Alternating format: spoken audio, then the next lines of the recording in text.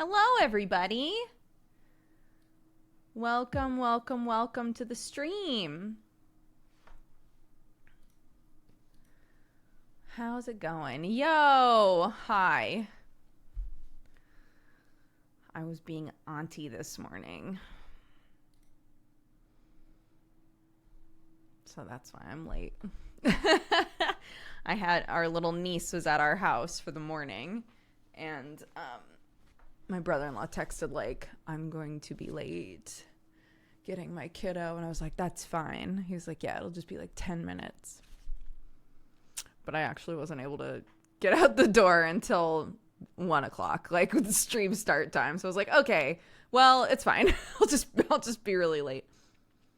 So thank you for your patience.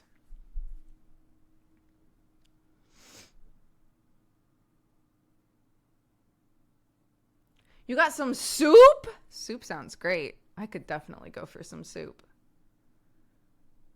And yet, it feels far too hot for soup right now.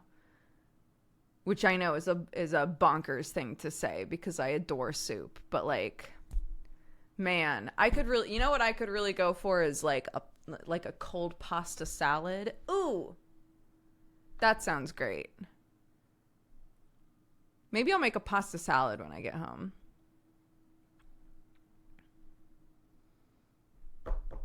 That sounds very good. Lychee bubble tea. I've been watching videos of people making their own boba. That is not a thing that I need to get into. That is not a thing. That is not an activity that I need to sink time into. I don't think in the end it would feel worth it.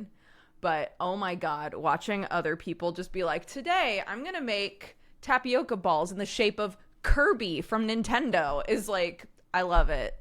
Do more of those.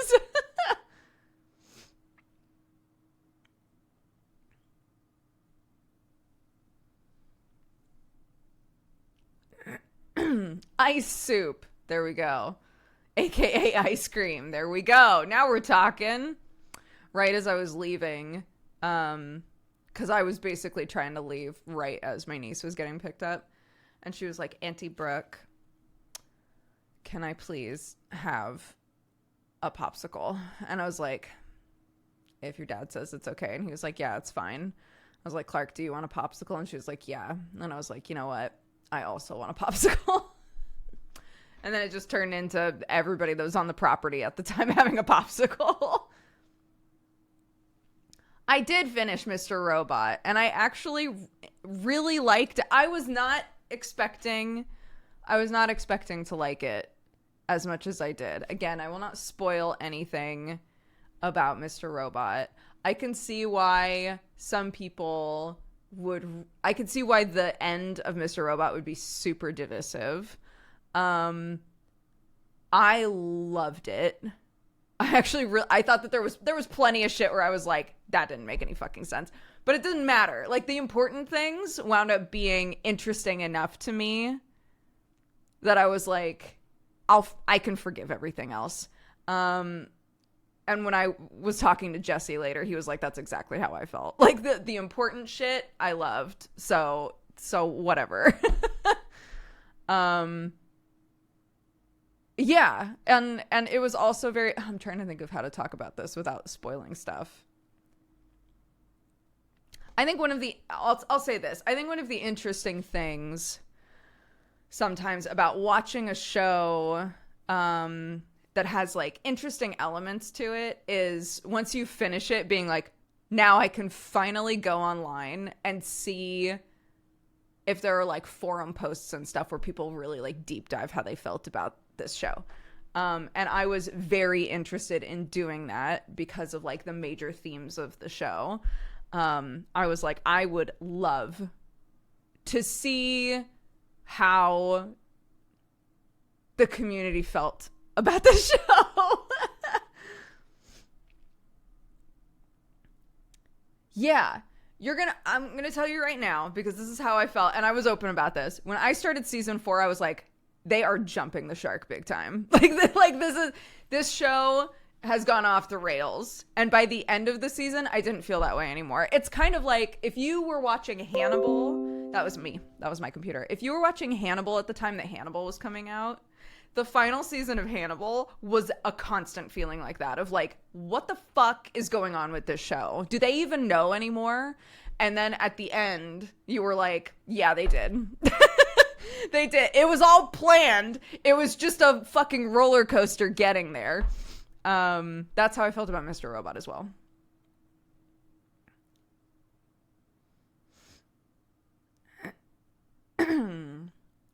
So yeah.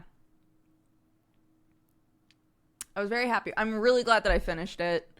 I was very glad to have a friend that I could immediately reach out to and be like, I finished it, right? Like the second I texted Jesse, he messaged me back like, yo, I did. I finished Mr. Robot. Yeah. And I was saying that I didn't expect to love the ending, and I really did. So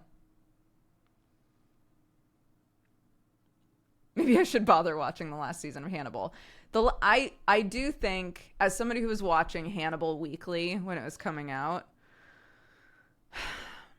watching Hannibal weekly was such a Jeannie and I, after every episode, would look at each other like, is this worth our time?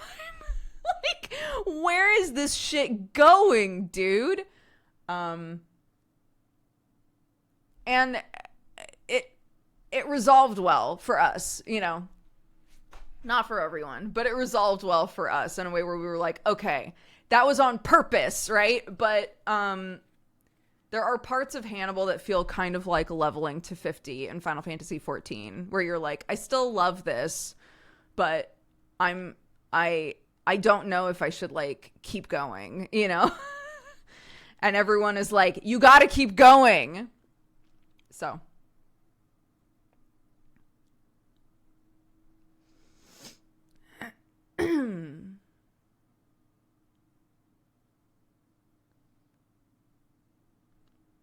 I felt like that about Lost Weekly. I did not watch Lost Weekly.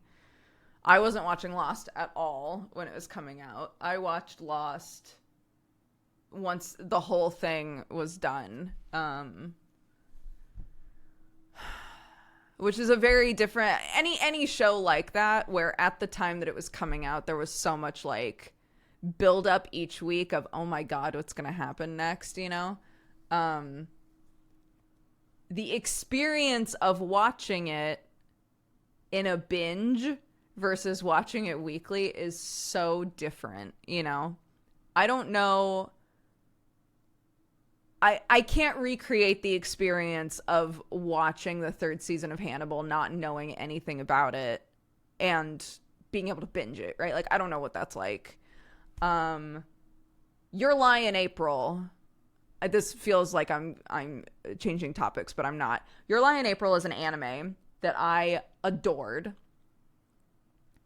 And I was watching it weekly, and I loved it. And I have a few friends who had it recommended to them over and over and over again. And they tried to watch it after the whole thing was out.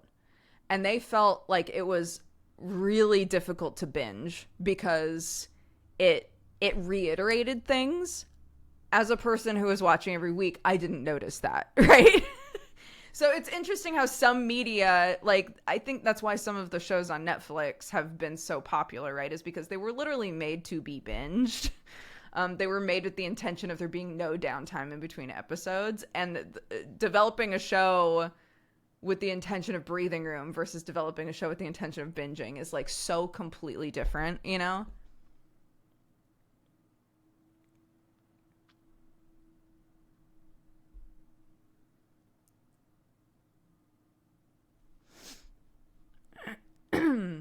Yeah, not everybody's going to agree with that. This is just my experience watching Your Lie in April weekly and then talking with a couple of like real life friends who binged it.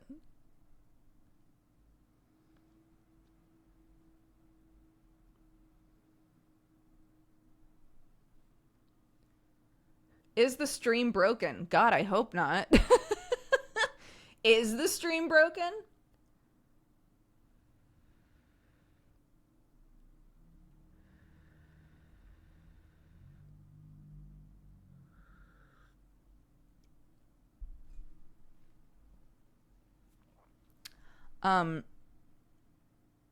my kiddo and my niece had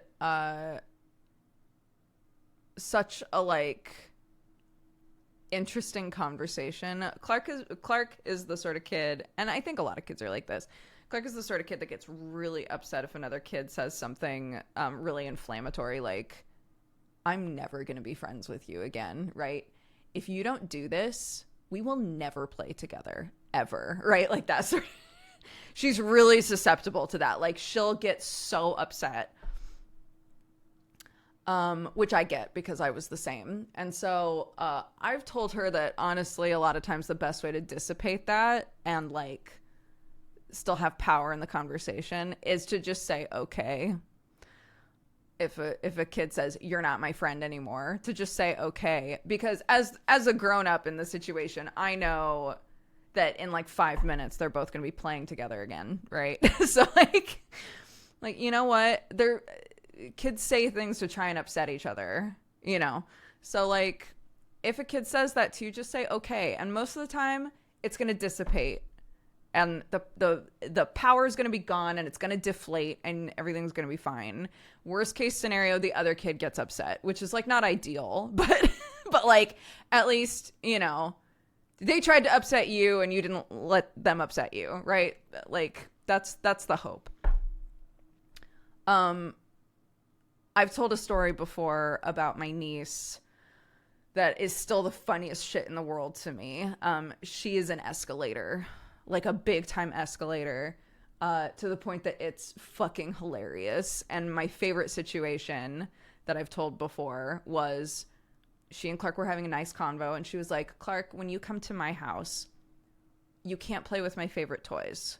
I'm going to put them somewhere else so you can't play with them. And Clark was like, okay, because we do that at our house too. When someone's coming over, we go, okay, what toys do you not want anyone to play with, right?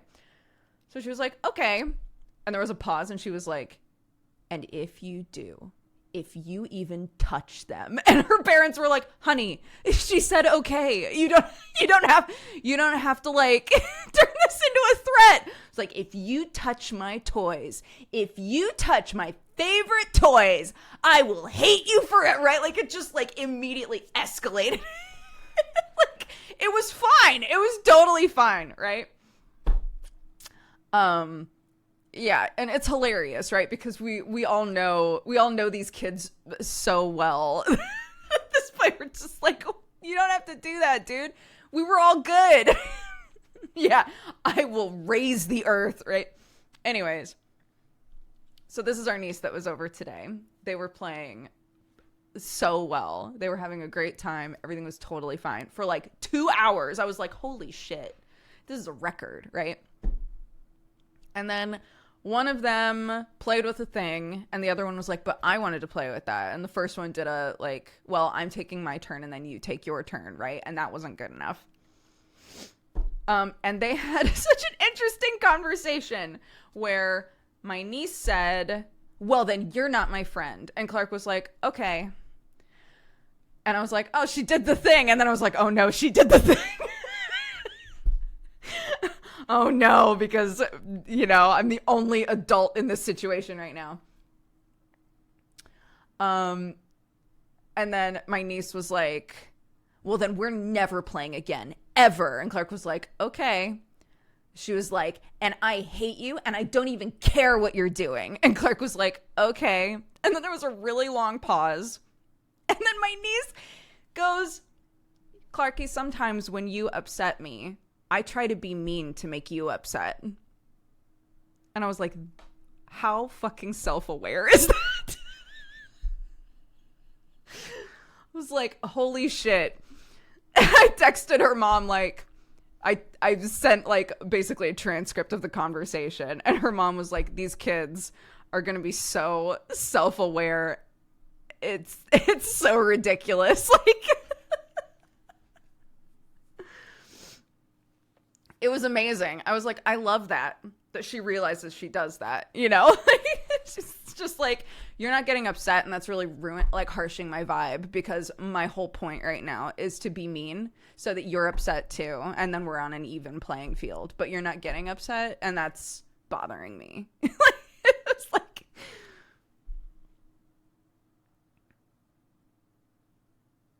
Yeah, it was amazing. And then like they played on their own for a couple of minutes, and then they started playing on the keyboard together, and they were totally fine for the rest of the time. And I was like, holy shit, that conversation was really interesting for me.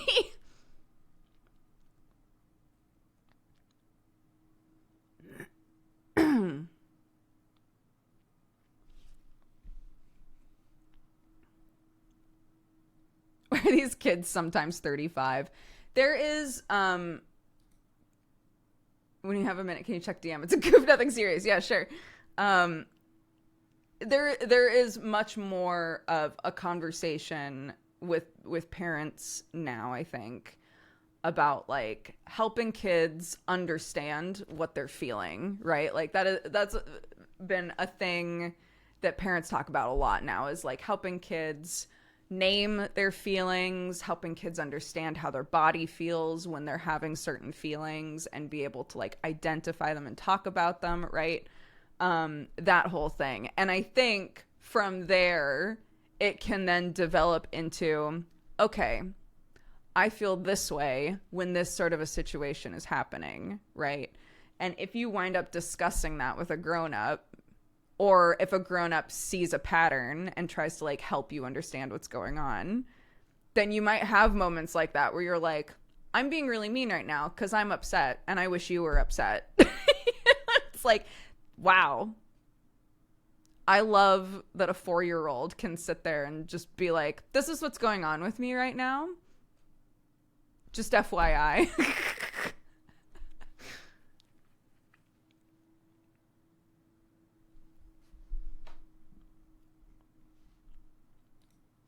All right, I'm looking at a DM. I'm looking. Yes! Yeah, I would love to add Piper Joel into our chat. Of course, Summer added that. Bird Renar, who's like an animator that's done a bunch of like cute animations in different D&D games we've been involved in. Made a Joel, but it's Summer's D&D character.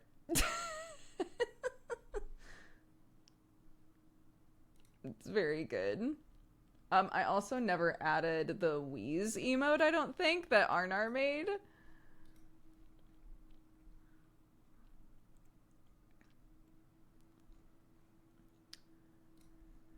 So there we go. Never change, Bird.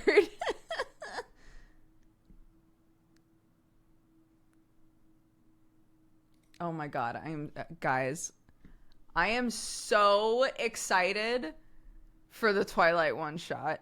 Holy shit. I'm so excited for it. Oh my god. We all traded character information yesterday. Because originally I think all of us were being kind of cagey about it. And then Joe was like, well, when playing Monster Hearts, you're meant to make your characters together. So all of you would at the very least like have an idea of who each other is.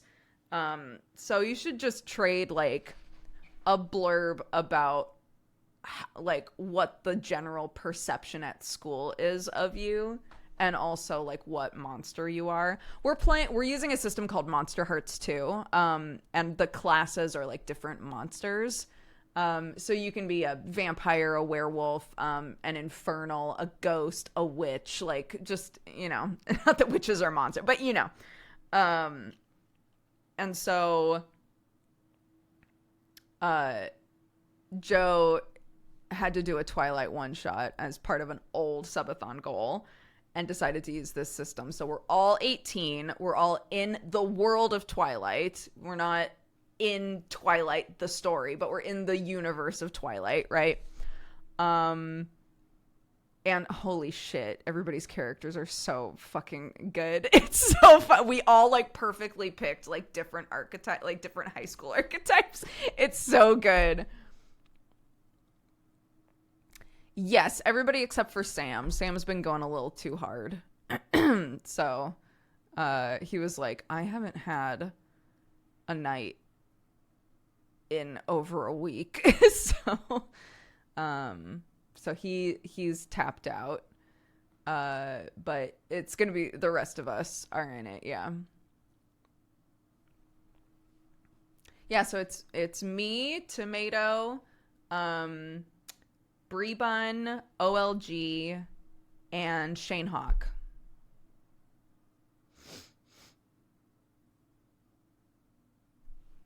I'm playing a vampire who was turned in the 70s named Michael Roberts. We all took pictures of ourselves and then face apped them, like used an AI to skew them into what our characters look like. And they're incredible. They're so good.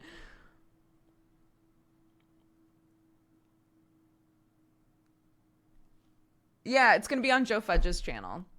Same place that we did Godforged. Do you guys want to see my character? I think, honestly, I didn't expect to do it as well as I did, but like, I was like, I'm just gonna try really hard to make myself look like a nerdy teenager.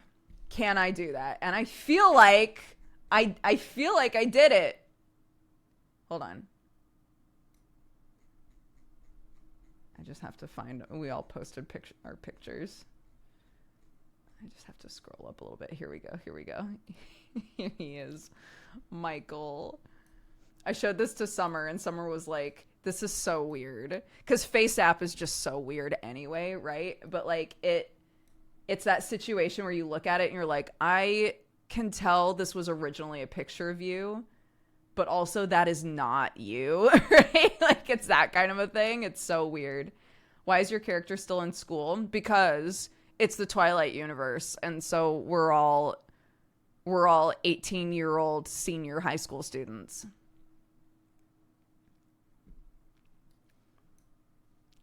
Oh no. Hold on. That's Michael. It's me, but it's not me at all. Isn't it weird? I like AI generated a smile. It's so weird. I know. Are you 18 or 700? Like I said, he was turned in the 70s. So he's been around. He's one of those kids that like people meet and they're like, he's such an old soul. But he actually just has a really hard time like keeping up with current trends and just stopped bothering after a while. Yeah, so that one's mine. And I don't even have like one of those premium like face skewer apps. So you can imagine what like Breeze looks like.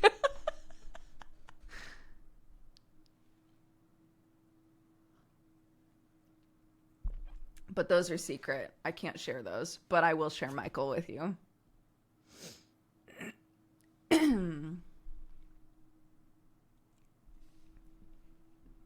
Yeah, it's today. It's today. We're doing it.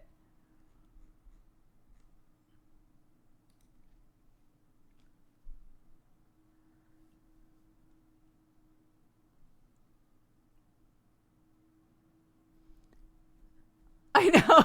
Yeah. It's totally one of those situations where it's like, why the fuck would he still be in high school? I don't know. I was also like, Joe, I can't believe, like, I understand why you made all of us 18 because otherwise it's weird, but like, you really ripped from us the ability to do the classic scene. How long have you been 17? We can't, none of us can do the how long have you been 17 scene. And it's very upsetting.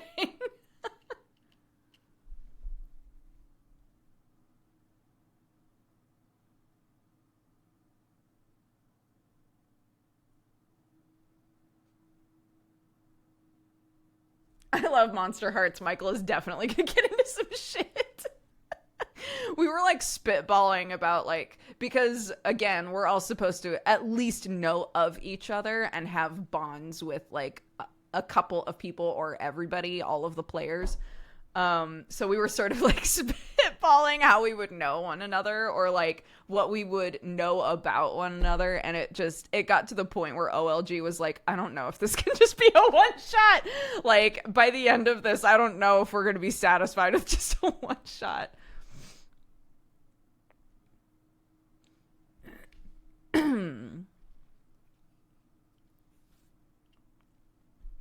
I hope you can still do I know what you are, say it out loud scene. Yeah. I reminded everybody that according to Twilight canon, my skin is hard as marble and I will sparkle in the sun. My skin is ice cold to the touch. Everyone was like, Jesus.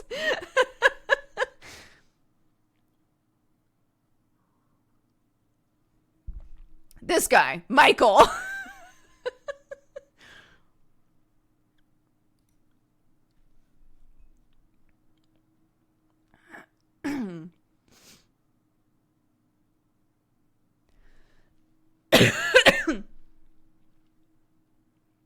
One shot turned 10 session shot. Yeah.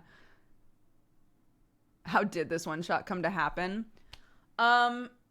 A couple of years ago, or maybe just 1 year ago, Joe jokingly was like, it would be really fun. I think it was around the time that if you didn't know that this existed, you're welcome. It was around the time that Stephanie Meyer put out the book that's just Twilight, but from Edward, is that his name? Edward Cullen, whatever. From the main guy's perspective.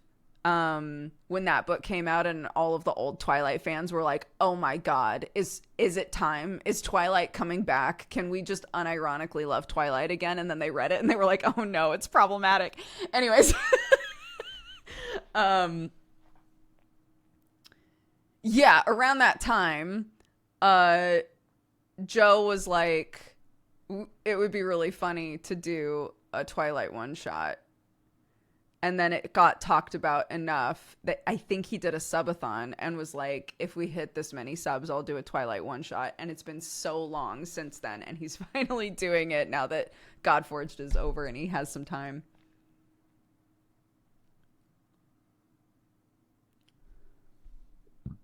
Problematic from my Twilight. When people who read original Twilight that are now adults and realize like all of the fucked up things about Twilight now that they're not kids, right? When they read the follow-up book and are like, how is it worse? It must have really been something, you know?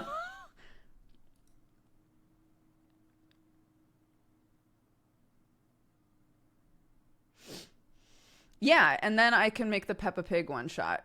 Finally, after all this time.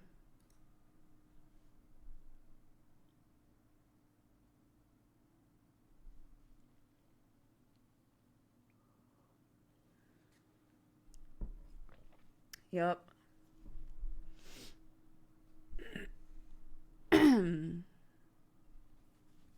Joe would make a good queen, like the queen skin in Monster Hearts. Someone is a queen. I will not tell you who, though.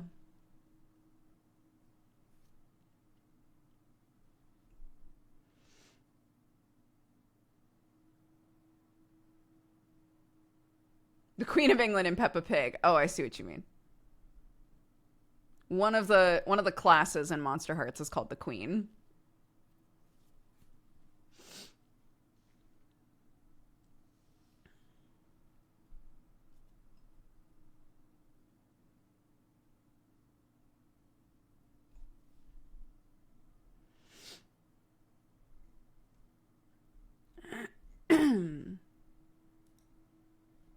Yeah, it's gonna be a very good group.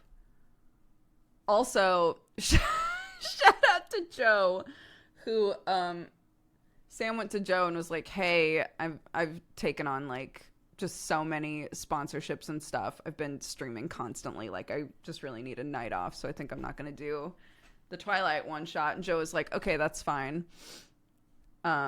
And he was like, yeah, I haven't even had time to like read through the PDF or anything. And Joe was like, okay. And Joe came to the group and was like, Sam hasn't read the PDF, so he's not going to do it. And I was like, I feel like this is a big misrepresentation of the conversation you guys had.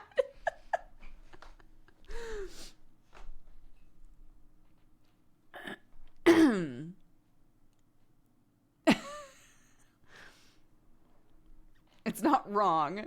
It is. That is not the main reason that he wasn't doing it. I was like, he just needs a night off, guys. He's been going really hard. So that's the main reason why.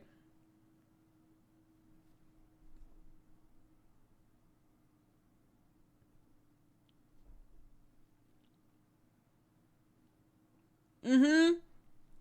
That's literally what it felt like. Sam didn't do the homework, so he's not doing it.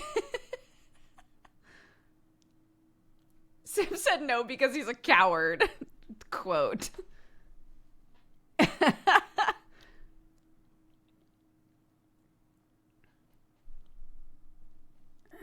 What will the Peppa plot be? You're just gonna have to watch when it happens, I guess, you know? For real, like, I don't know why people sleep on Shane so hard, but Shane is one of the best role players that I know. Putting Shane in a Twilight universe where we're all just supposed to be like awkward teenagers that are also monsters. I'm so excited. I'm so excited.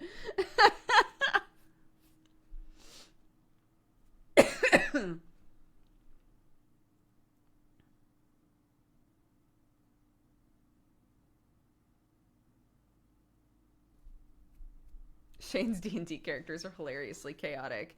Yeah, he did sort of the opposite of what I did. I played a bunch of bastards for a while and then was like, I just want to play good boys. And now like all of my characters are like sweetie pies, basically. Shane did the opposite and was like, I've been playing a lot of good boys and I want to play mean bitchy boys now. And he's truly committed. And I don't know where on the spectrum he's going to be with his character tonight, but I'm extremely curious.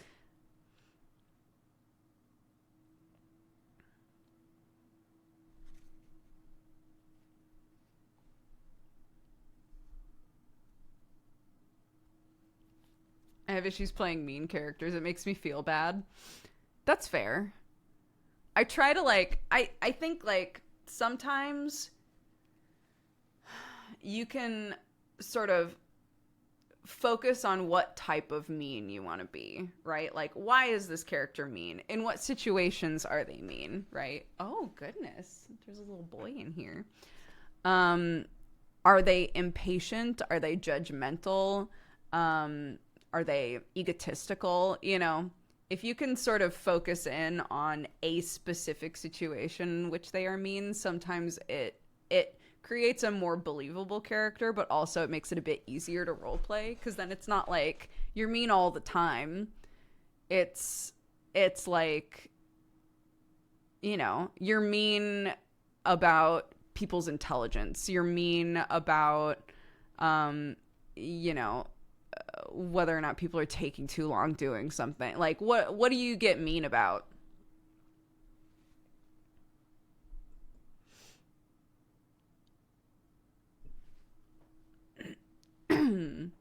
Are they projecting? Are they projecting is a huge one. Do they get mean when people behave the way that they behave? Yeah, that's a complex one, but it's a good one. My friend's character was an asshole and he would apologize to me out of character constantly. I do that a lot.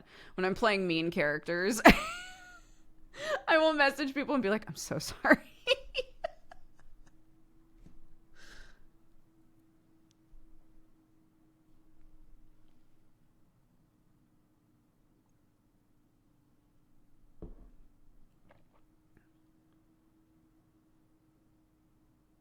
And now you apologize a lot in character as Dash, a good boy. Yeah. Dash is one of those, we've talked about this before, but like, that sort of like Brennan Lee Mulligan idea of your character being, a stained glass window that just looks directly at you, you know, like directly at the player. Dash apologizes a lot. I apologize a lot. And it's something that I'm working on. And it's interesting because it's something that Dash is also working on. I try to apologize less in my life.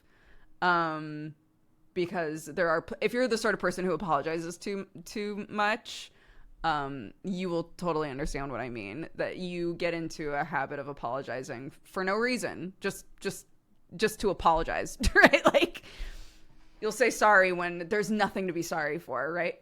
And identifying when it makes sense to say sorry, so your sorries actually mean something, is like an important thing to try and do. Dash got told off in a session for saying sorry too much, and it legitimately felt like someone was telling me off for saying sorry too much. Those moments are really interesting when you're playing a character, even if you're hyper aware of like, this is something they do that I also do. I am purposefully incorporating this into this character. But like, when that character gets told off for that trait, you feel like you are getting told off for that trait as well.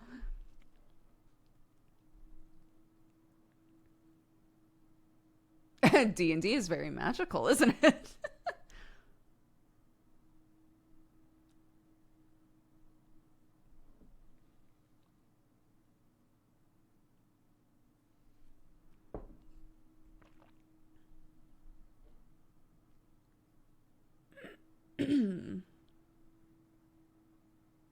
That happened to me when my character got told off for being too much of a mom, and I was like, oh no.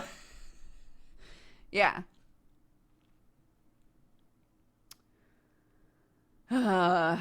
Yes.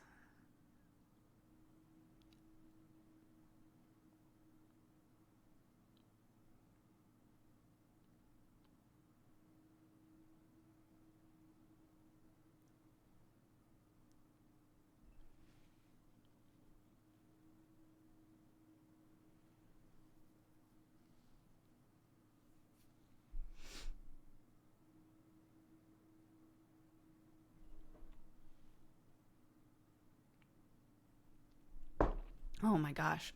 Having a morning with two very hyperactive children really wipes you out, dude. It's nice because it's really beautiful outside currently. So it's a bit easier because when kids get too feral, you can just open the door and be like, "Go." Here you go. Run. But I fucked up. Okay? I went to my niece's parents and I said, "Hey, FYI, there are some bitey bugs that are in the tall grass and our mower's dead, so we haven't been able to mow any of it. So I'm going to keep the kids only playing on the short grass, but just in case they like wander into the tall grass, can you make sure that your kiddo is wearing like socks and long trousers and stuff? I know it sucks because it's warm, but like just to make sure that she doesn't get bit." And they were like, "Yeah, of course." And I guess they told her that. And so she came over, and when we were like, "Do you want to go outside?" She was like, "No, I don't want to get bit. My mommy and daddy said that you have bitey bugs here, and I don't want to get bit, so I'm not going on the grass." And I was like, shit.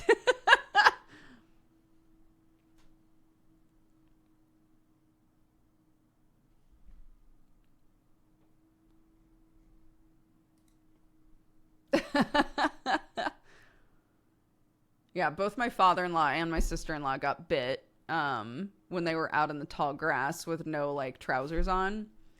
And yeah, I guess there's just something out there in that grass. So currently we're like, okay, long trousers only. Oh my God. We finally buried Rosie. It's done. We made her tombstones. We painted them. It went great. We put it off for a long time because we just wanted to make sure that the other chickens were okay, and they're fine. So we picked a spot. Here's the unsettling thing is the exact spot that Clark picked for us to like start our family graveyard, so to speak. We started digging and I was like, what is all this? And we just dug up another animal's skeleton. And my sister-in-law was like, well, we've disturbed something now. I was like, we sure have. That wasn't my intention, but yeah, there's something out here that we dug up.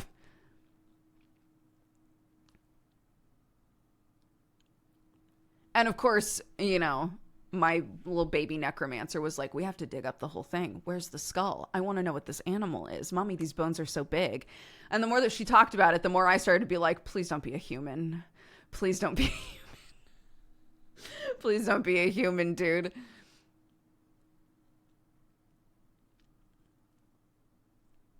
Anyway, it wasn't a human.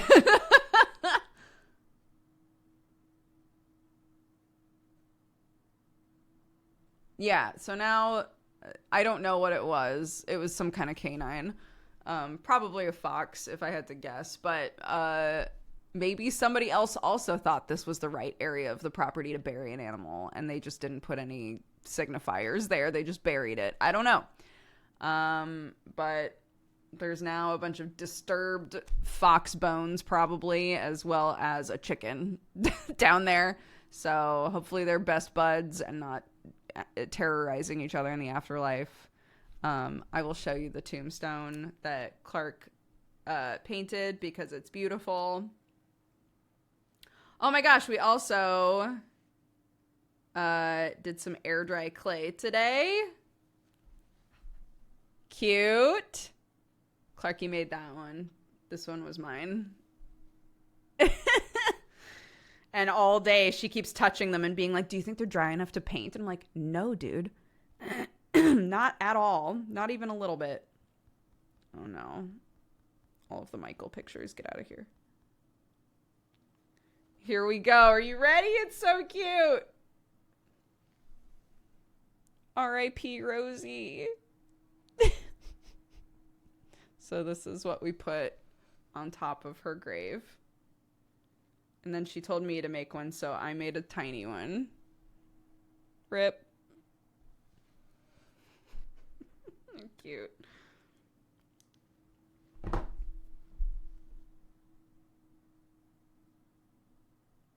I know. I was talking with Nancy, and she was like, ferrets don't live very long. Because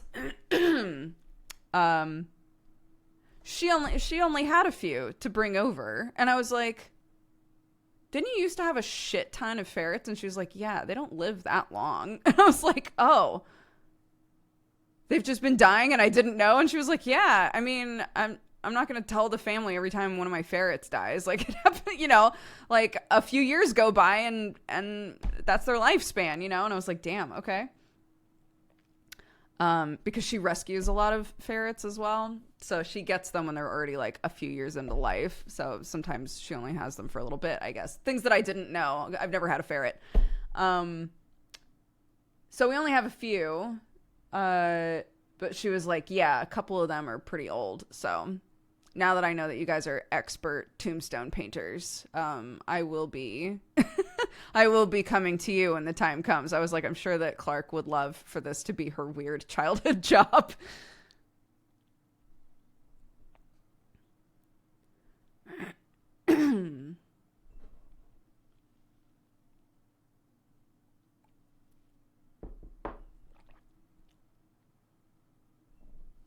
The hard part is that a lot of the property is clay. Clay is so hard to dig through, dude. Oh my god. It's like almost impossible. A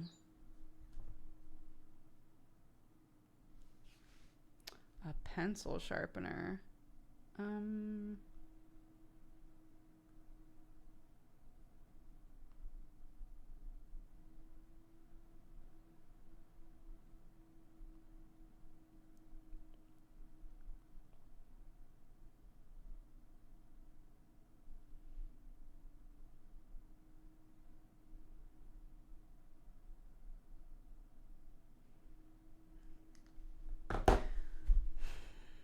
I normally just sharpen Clark's pencils with a knife because I can never find the pencil sharpener. So Sam just messaged me and was like, "Where's Clark's pencil sharpener?" And I was like, "I don't know, dude. Just use a knife if you're feeling spicy. Otherwise, I'll do it when I get home." Okay. Great.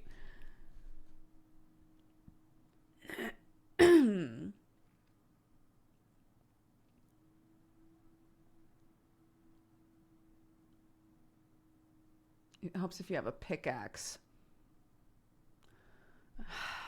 I thought I was going to live Stardew Valley, but I guess I'll live Minecraft for a little while.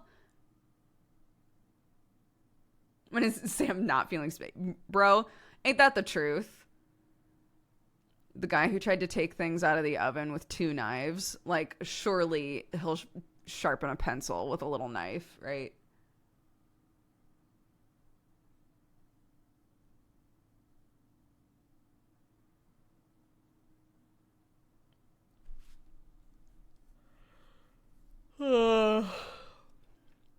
My love.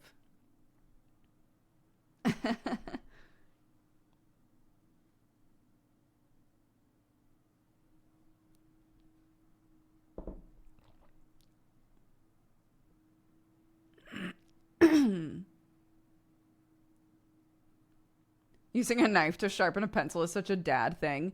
It honestly, like, if you have just like a little knife, like a paring knife or something, it's really easy to just sharpen a pencil with a knife. I have yet to unlock the garden DLC for life yet. We went to the garden center yesterday because I just wanted to go. If I'm being totally honest, I just really wanted to go. Nobody in the family is growing like any peppers so far, and Sam and I were like, we gotta get some peppers growing, right? Because Clark eats like sweet peppers and bell peppers all the time. So we were like, we should grow, like, we never get jalapenos here. God. Anyways, so the summers here are so hot. I think we'll really get some good production out of some pepper plants if we like top them early and help them, like fluff out a bit before they start fruiting. And we walked by a little bay tree, and I was like, oh my gosh, I would love a bay tree. And Sam was like, how much is it? I was like, they're expensive. We're not getting one. I just think they're great. And he was like, honey, I've been doing sponsorships like constantly. Do you want the bay tree? I was like, I guess, yeah, I do want the bay tree. I don't need the bay tree, but I do want the bay tree. So he bought me a little bay tree, and it's very cute. And now I'm like really nervous that I'm gonna fuck it up. So I have to do some research on like what a bay tree wants and how to take good care of it.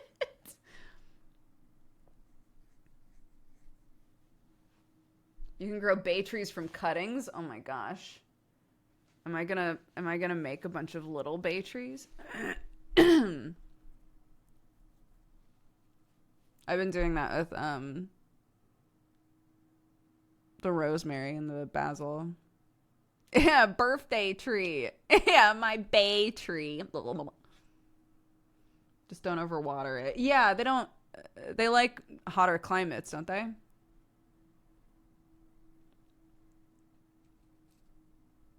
I make enough sauces and things. Here's what sucks is if you make a lot of sauces and you use bay fairly often in cooking, a lot of times when you buy bay leaves, it's like a jar with like 5 to 10 bay leaves in it, right? And depending on what you're cooking, you probably use 2 each time, and they just vanish before your very eyes. So I was like, if I had a little bay tree, I'd use the shit out of it. You know? Have you tried that with mint? You really don't need to encourage mint to do anything. It's going to do whatever it wants. Mint is such a bitch.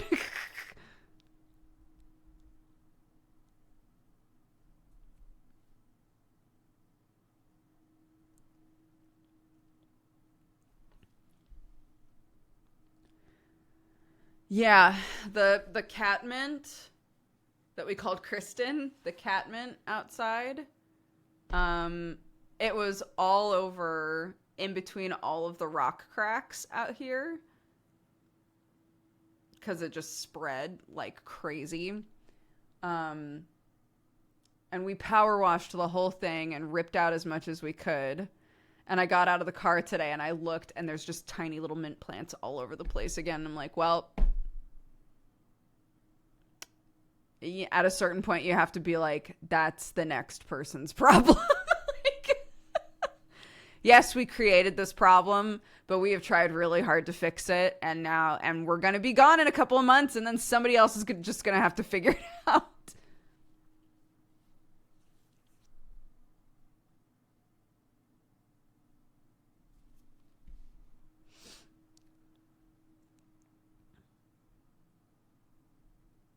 Octomint didn't die.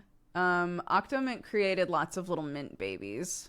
But they didn't spread nearly the same way that the Kristen mint did.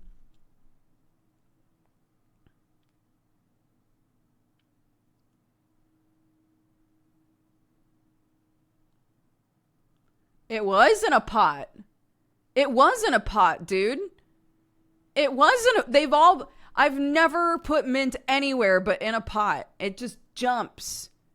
It takes a swan dive out of the pot and goes wherever it wants. It's insane.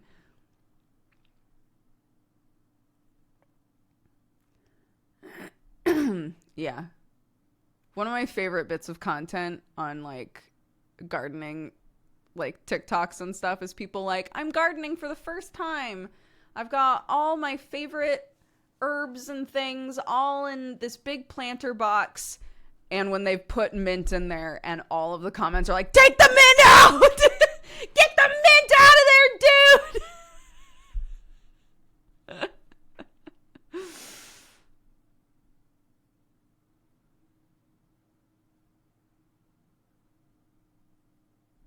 It just makes me, because it comes from such a visceral place of like, I've been there, right? I've seen what mint can do.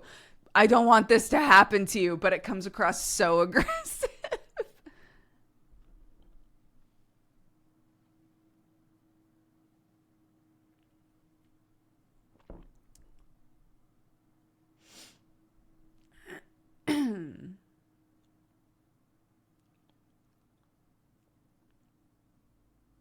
I like your mug. Thank you. I found it at a Goodwill when I was in college, and it's one of my favorite mugs. It's so weird.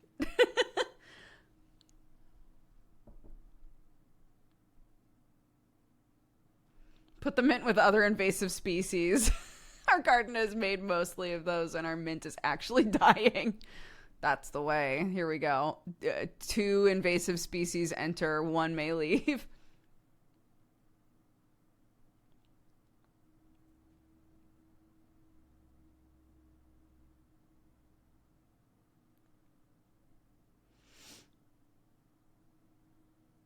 Yeah, I get really impatient with like, I'm trying really hard to make sure that I don't put any of the mint outside until the stalk is really strong. Cuz we did some cuttings, they grew their roots, planted them inside. I've been taking care of them inside, and I want to make sure that they've got a really strong base and are starting to like fluff out, you know? And I'm so impatient about it. Like, I just want to put it outside so bad. Nick! Hey, bud.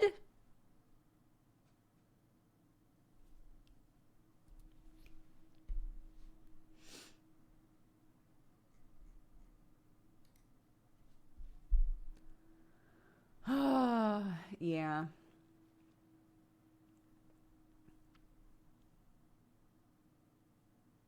Don't cats hate mint? Not cat mint. There's one specifically called cat mint that cats actually like a lot. Watson really likes cat mint. Are we planting things? Yeah, we were talking about. I was saying that we went to the gardening center yesterday, and Sam bought me a bay tree, like a bay leaf tree, and now I have to learn how to take care of a bay tree because I was like, I want it.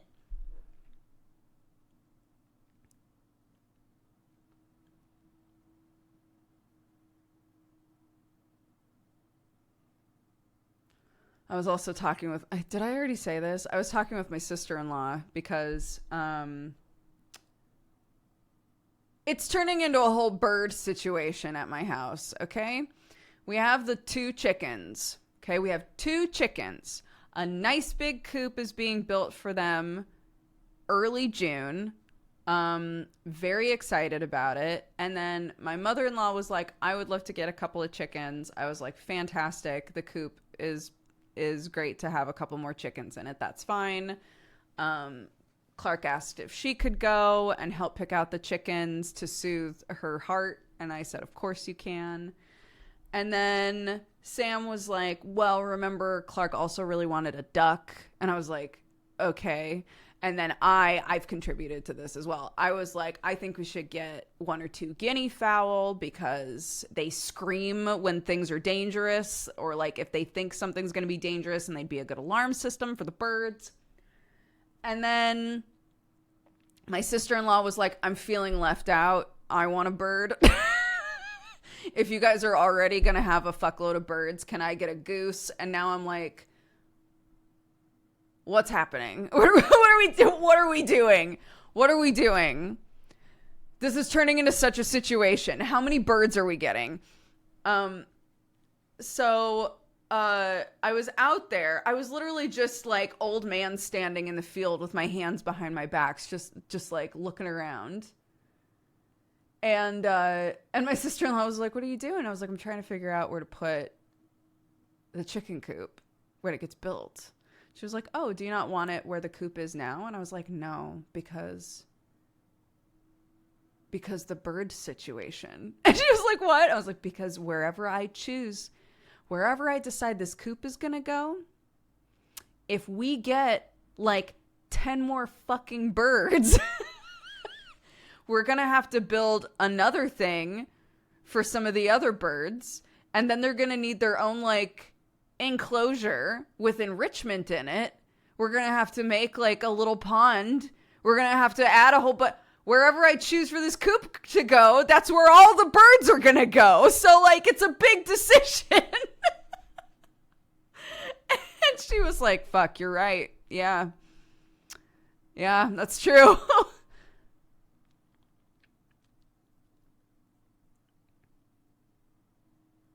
Make a pond with nesting spots and the birds will come. I'm like, guys, I don't think we should get any more birds. We should just adopt birds.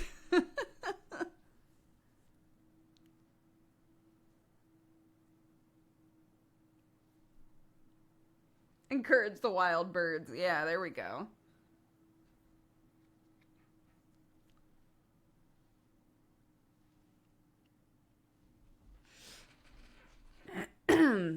Yeah, we've been feeding the crows occasionally.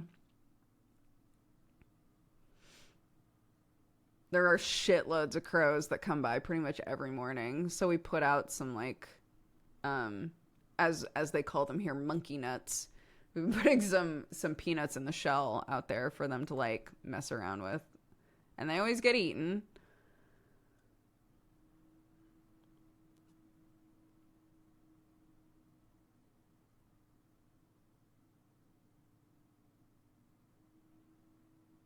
Yeah, the crows will shell them. Yeah, it's like a nice fun activity for them. So they enjoy it.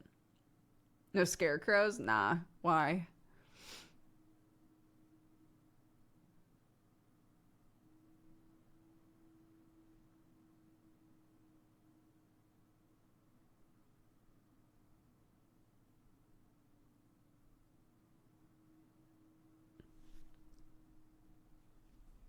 Yeah, I'm hoping, because guinea fowl will scream, but they won't do shit about it, right? If a guinea fowl sees a hawk, they'll be like, ah! But they're not gonna like, they're not gonna like fight it, you know? If we make friends with the crows, crows will like kind of help out with that a little bit.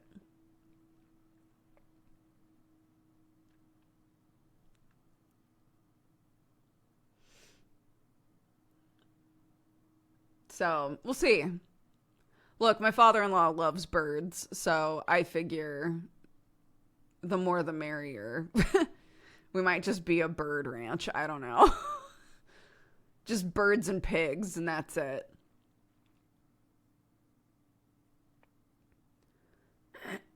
That's true. Yeah, here we go. Okay.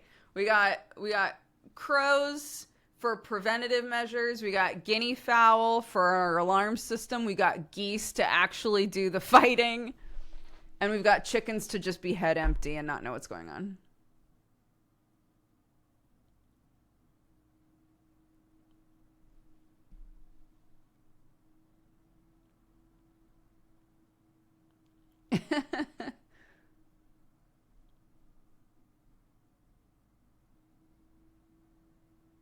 I've heard peacocks are very chill, but that they also make super weird noises. And I don't know how many weird noise animals we want.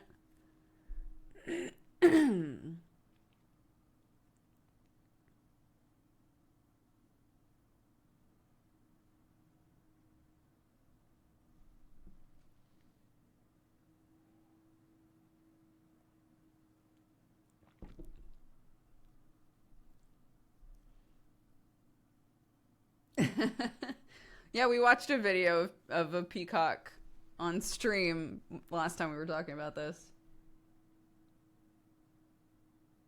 The Twilight one shot is today. Yeah, it's on Joe Fudge's channel around like 9 p.m. BST.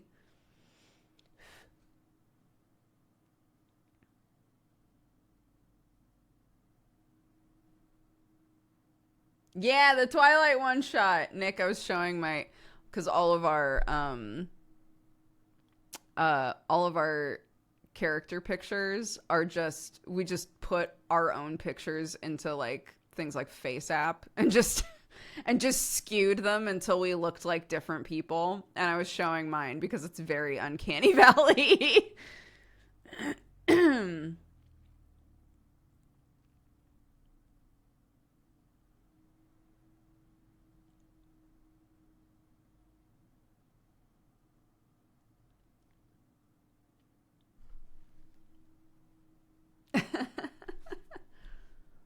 Yeah, 9 p.m. BST. So whatever that is for you. It would be like 1 o'clock Pacific time, if that helps you if you're in the US.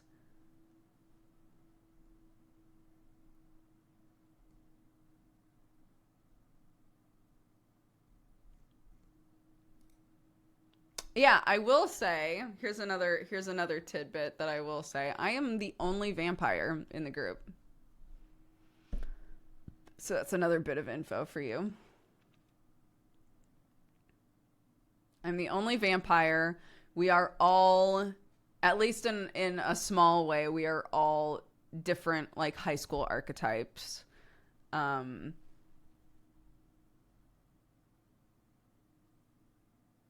Yeah. And one of us is a queen. One of us took the queen skin, if you know the Monster Hearts system. I do. Yeah, I was like, I was showing the picture and I was like, as a reminder, this man, his skin is hard as marble. He is ice cold to the touch. He sparkles in the sunlight.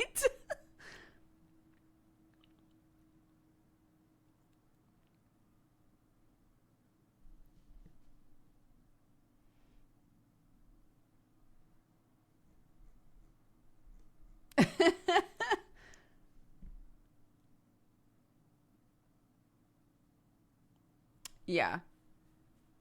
It was very funny. It was specifically Bree who was reminding us of like all of all of the like hyper specific details about vampires in Twilight because she like reread the books recently.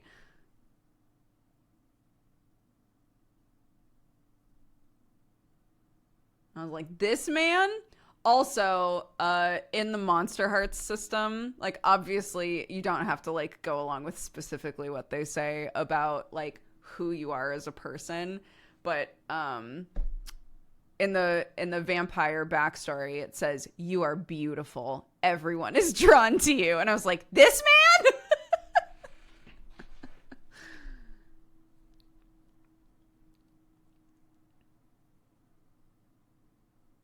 Yeah, we're using the Monster Heart system. It's gonna be very funny.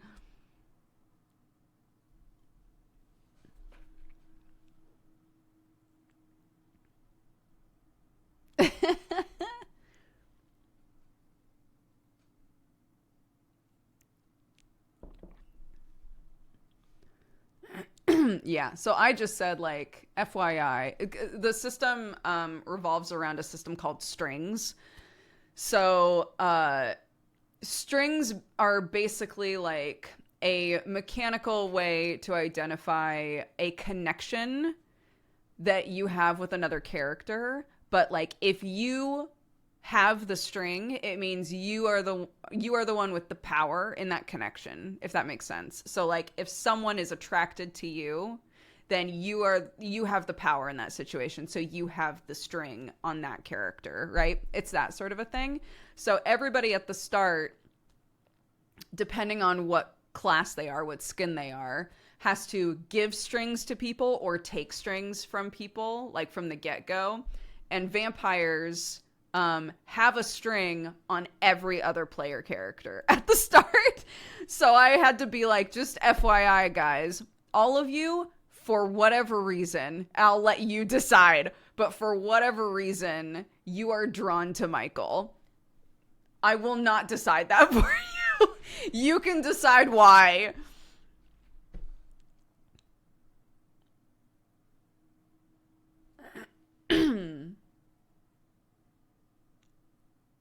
Yeah, because again, in the system, it's like, it's because you're beautiful. And I was like, it doesn't have to be that. It doesn't have to be that you find me physically attractive. Like, just whatever makes sense for your character for why you are drawn to me, or something, like if you find me interesting or whatever, that's totally up to you. It's that damn smile, that damn AI generated smile.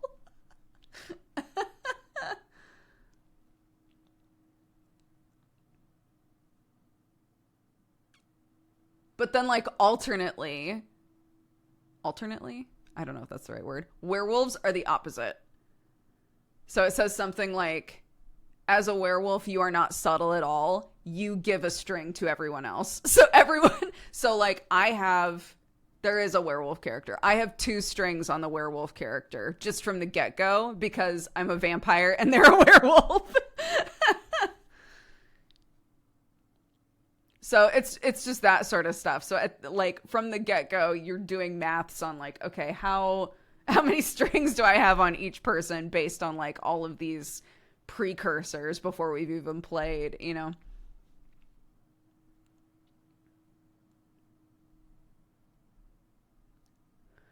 I assume, bye Nick, have a good day. Um I don't know if Joe is putting stuff up on YouTube. I assume so, though. I don't see why he would gatekeep it. You fix all of their PCs. Yeah, it's literally like, did I help you with your IT at some point? Was your phone not working at school and I fixed it? You know, like, it could literally just be that. You're like, yeah, that guy's pretty all right.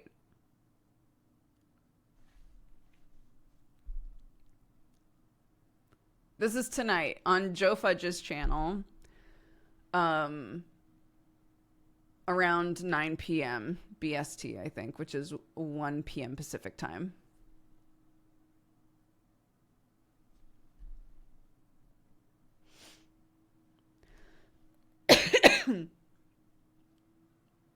Oh my gosh, Yakchos, thank you very much for the gifted subs. Thank you, thank you. If you were gifted a sub, please say thank you. How sweet. I was getting scared I missed it. No, we haven't done it yet. How many options would you have in a Twilight one-shot? We've just decided, well, Joe, because Joe's the DM. Joe's just decided, like, if you really want to be something else, like one of the other skins that's built into Monster Hearts, we'll just say that those are in the Twilight universe and they never popped up in the books. It's fine, right? But like rules around how vampires behave and what they can do, and how werewolves behave and what they can do, and all of that will be informed by the material, right? So again, I can't be like, I don't sparkle in the sunlight. Actually, I don't do that, because I do. It's the Twilight universe. I have to, right? So Joe was just like, yeah, if you want to be something else, just let me know and we'll figure it out.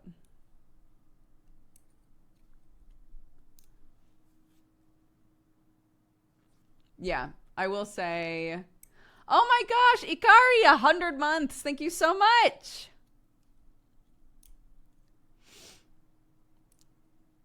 Yeah, everybody's characters are very good. I think it's going to be really fun.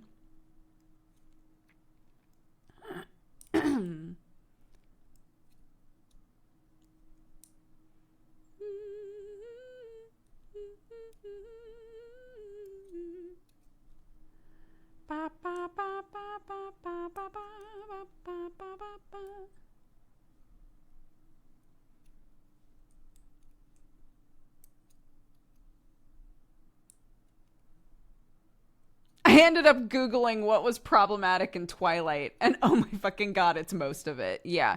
I mean, I think it was a Marianne, maybe not, but somebody in chat was saying, like, it's really not any more problematic than a lot of romance novels are, which is very true. But I think the biggest difference was just that, like, so many young people were really into this series, and I think that's why it became such a conversation, right? Is like, please don't romanticize the sort of stuff that happens in Twilight. Please, please, you know?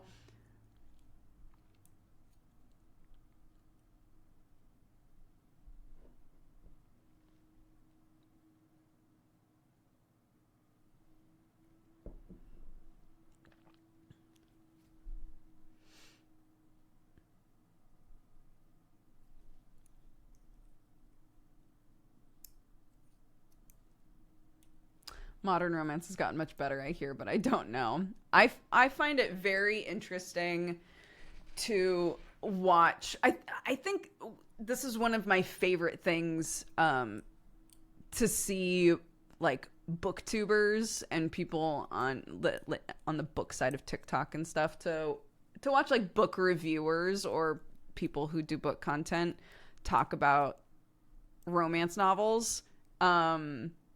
Because, yeah, like, it's fascinating how there is such a huge divide now of, like, there's lots of books that go, okay, we know that these old tropes, not only are they tired, but they're also, like, not great, right? So I'm going to write something different, and try to write something with, like, a healthier dynamic. And then the other half is just people like, those tropes have been around forever, and I love them. We're sticking with them. Make it worse, you know? Like, it's fascinating.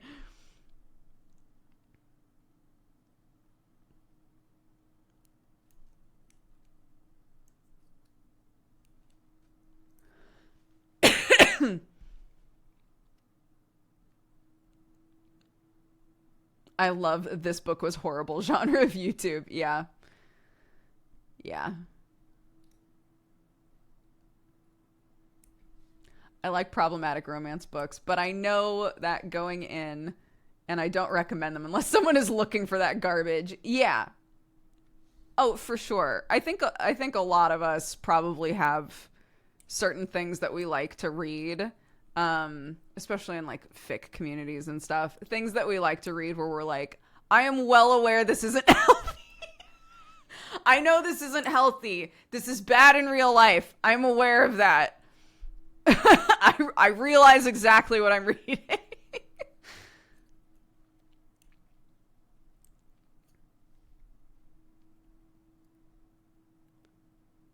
Honestly, more modern romance novels are nice. A lot of them that use those old tropes like manipulation and stuff will now have trigger warnings. That is so true. Yeah.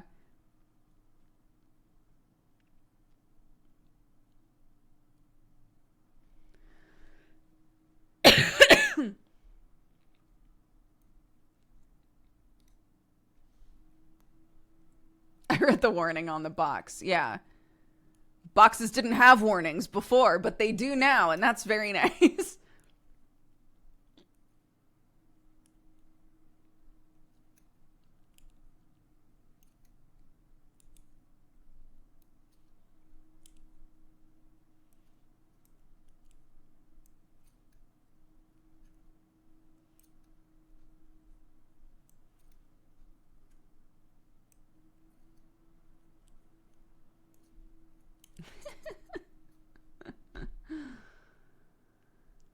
Oh, goodness.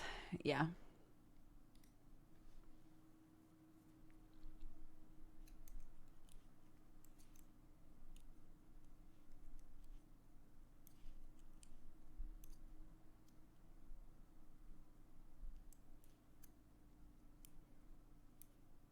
Our new woo.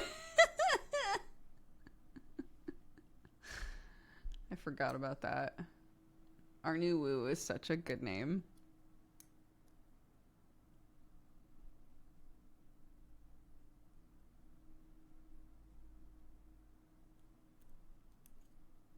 Everyone has to have some trash that they love that they know is the bottom of the barrel that they can never actually recommend.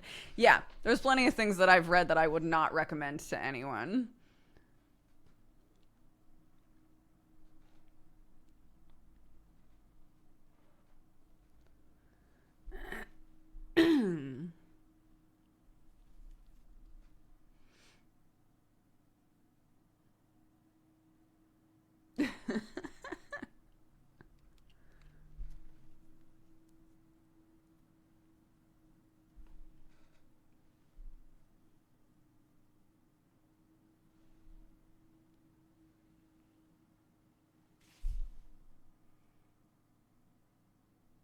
Same, I've read some absolute filth and I'll take it to my grave.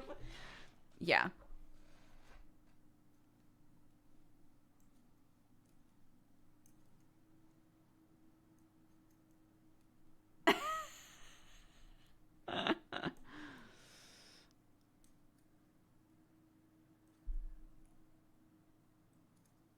Yeah, Summer and I were talking the other day about like when the author for some reason just like didn't include a tag, or they're that person who includes like 300 different tags and you and mixed in there somewhere is a really important one and you just weren't able to skim that carefully.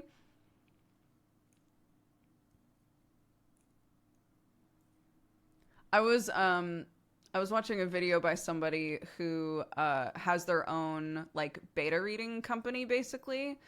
And they were talking about how authors will come to them and be like, hey, I need diverse beta readers to like read my book and come back to me with feedback. And one of the things that they have to do is include a list of trigger warnings, right? So that the company can go to their beta readers and be like, okay, people who would be okay with or interested in reading something with these warnings attached in this genre, please get back to us, right? And how, like, it sucks when they have to deal with a situation where an author, like, either on purpose or claiming that it wasn't on purpose, will just leave off a really important one. And they're like, homie, if you had included that, like, we could have found the right people to read your thing and give you good feedback. But because you didn't include it, we got a bunch of really bad feedback from people that read something that they were not prepped for, right? That they were not meant to read.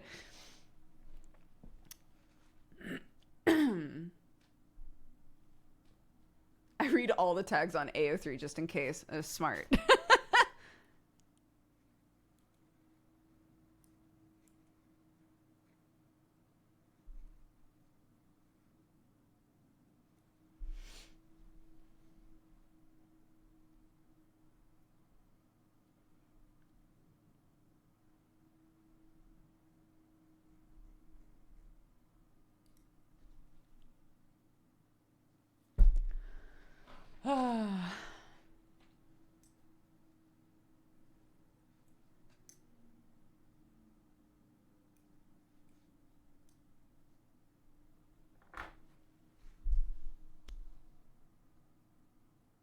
I don't know what I'm going to do with the rest of it. Clarky's on half-term break now. Yeah, this is a good thing to bring up. Clarky's on half-term break now.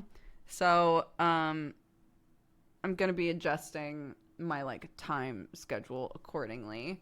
I'll be starting at either noon or 1 during this week. I'm not sure.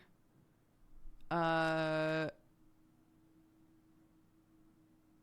not sure what's gonna work best. I need to talk about that with Sam. But it'll either be an hour later or 2 hours later than normal, and we'll just shift forward, right?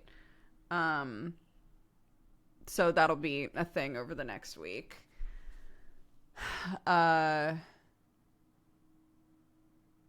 yeah, I was like, Clarky, we should come up with something fun to do while you're on break. And she was like go to the ice cream truck. And I was like, sure, that would be very simple to do. Yeah, we could do that.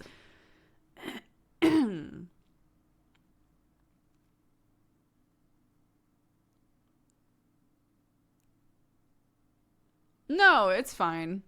I don't mind making that adjustment. It honestly, the only reason that it sucks is because viewer wise, there's a shift, but like generally it's fine.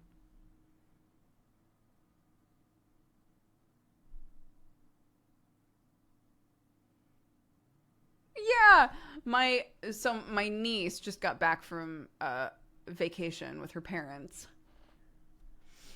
And I was like, you've been going to so many really fun places with your grown-ups. Like, what's your favorite place to go to? And she was like, soft play. And I was like, nice.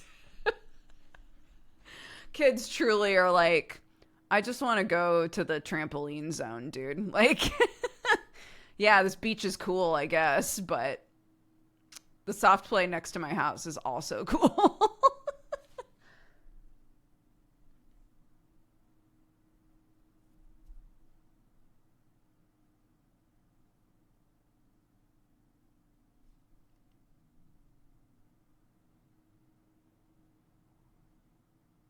Clark keeps begging to go to the beach, but now we've been to the beach.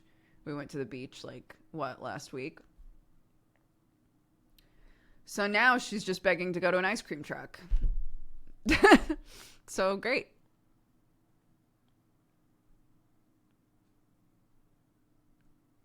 Beaches are honestly kind of boring if you're not into surfing and water sports. Not for little kids, dude. Little kids just dig holes.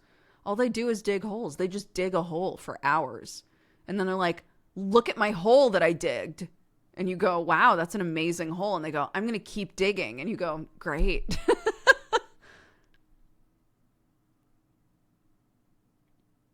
Yeah, you dig a hole. You make a hill. You demand that someone bury you in sand. You pick up a rock. You say, what a cool rock. And then you put it in a bag. And then you demand that the bag be taken home.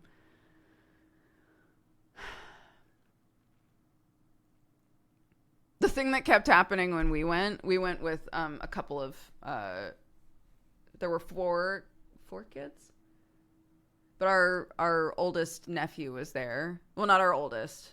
Sorry, this story is getting all jumbled. Our 7-year-old nephew was there, and he kept being like, Clark and I are gonna go do a thing, and I'd be like, stay with her, and he'd be like, yeah, no problem, I'll keep an eye on her, don't even worry about it. And they wouldn't be going very far, but like it was the principle of the thing, right? He was like, I will protect her, don't worry, I'll stay with her.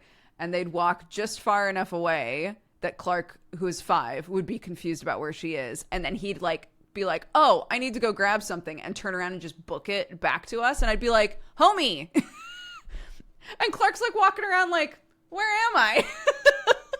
It's like, dude, it happened like 3 different times, and it got to the point where my mother-in-law was like, you can keep an eye on her, but you're not taking her very far.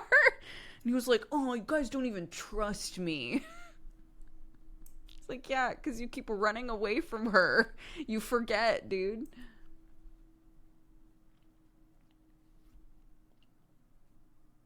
Shazzy Whale, welcome to the Cat Gang. Thank you very much. We did trust you, and now we don't.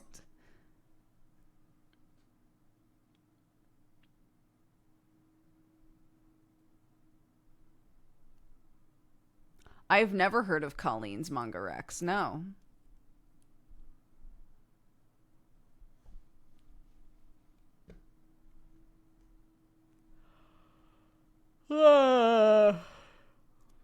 I turned 35 on Thursday. I have a mighty desire to dig a hole. Do it.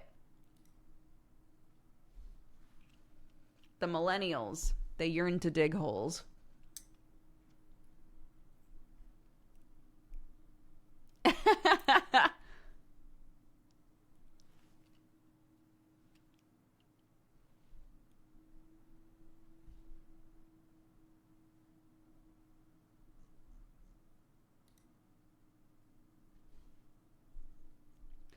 I'm not a big beach kid.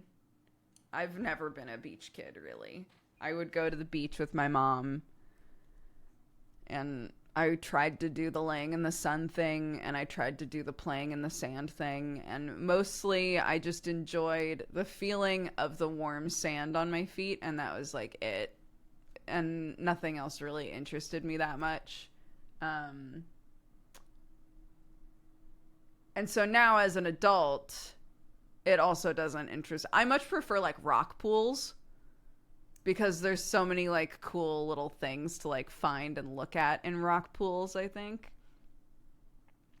So when we went to the seaside, a lot of what I wanted to do was just like go for a walk and pick up a cool rock, you know?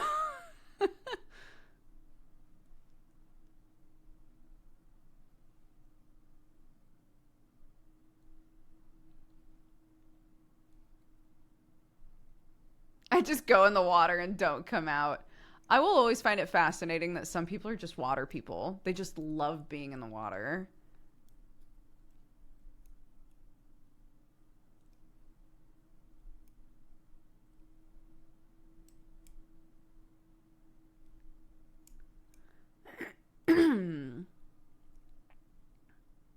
Twilight One Shot is later. How many hours away is that? Let's see. It's 3 o'clock. 4, 5, 6, 7, 8, 9. 6 hours. 6 hours from now.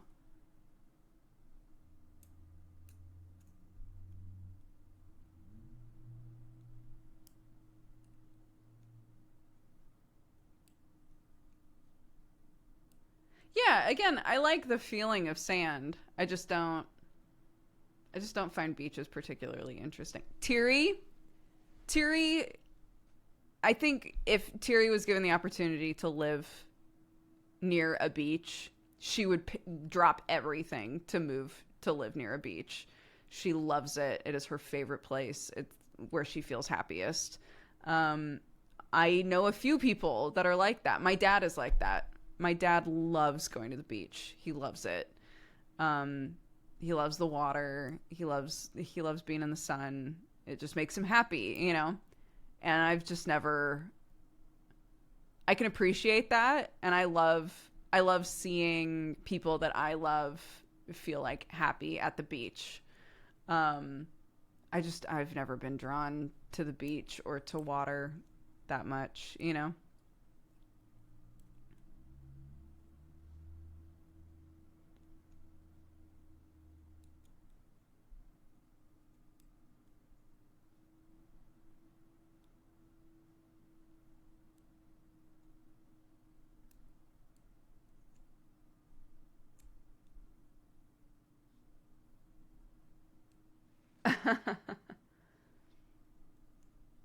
Yeah. I just want to be in the mountains. If there are beach people, then I think there are also mountain people. I love woodlands, mountains. I love that shit. That's where I love to be.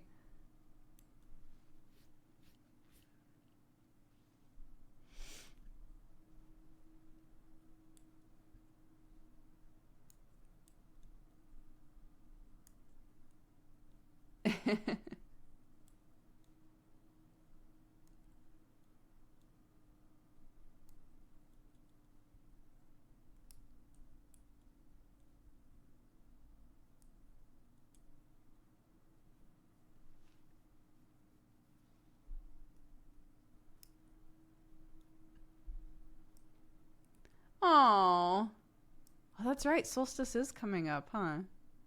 In what, 2 weeks?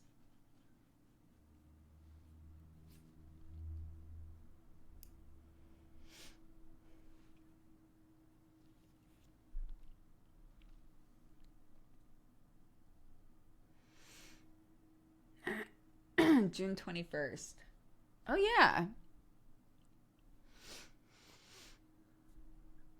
I remember seeing it when I was writing down all the birthdays that we have to go to in June and July. I was like, oh, solstice is soon.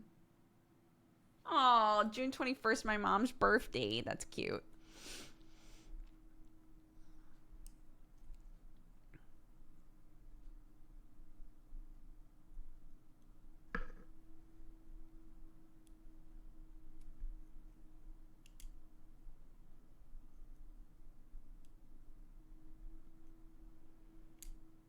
I wonder if I could do a thing at the farm for solstice. That would be really fun. We just have to clear out some of that tall grass because it's literally as tall as the children right now.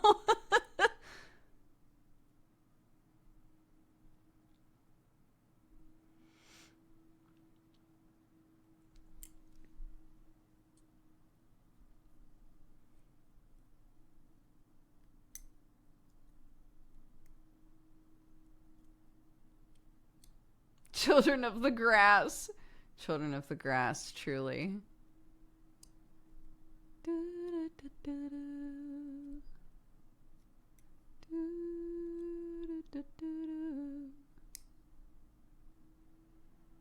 As a kid, I would have loved grass as tall as me. Yeah, it comes up to like my waist, I guess. All of this grass right now.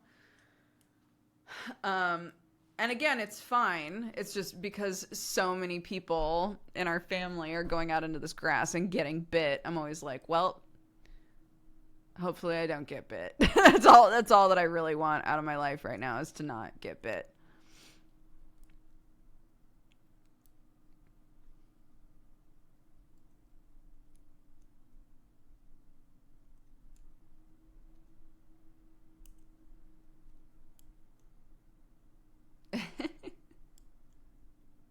Yeah, I don't know what like the grass snake situation is like in the UK.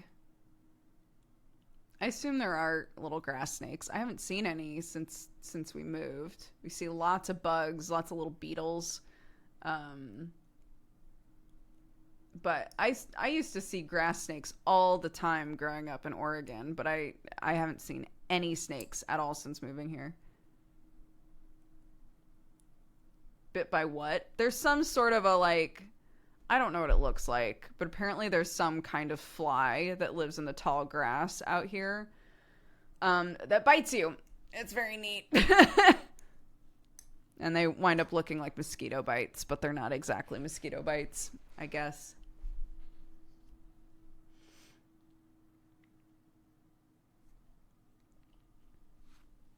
Yeah, I don't remember. I don't know.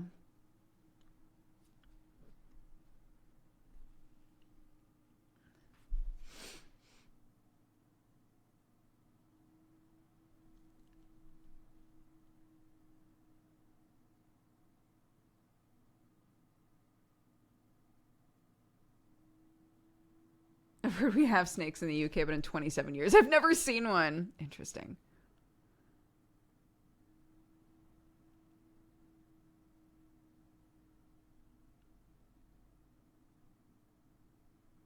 I got bit by a black fly last summer. It was the itchiest damn bug bite I've ever had in my life. Oh no.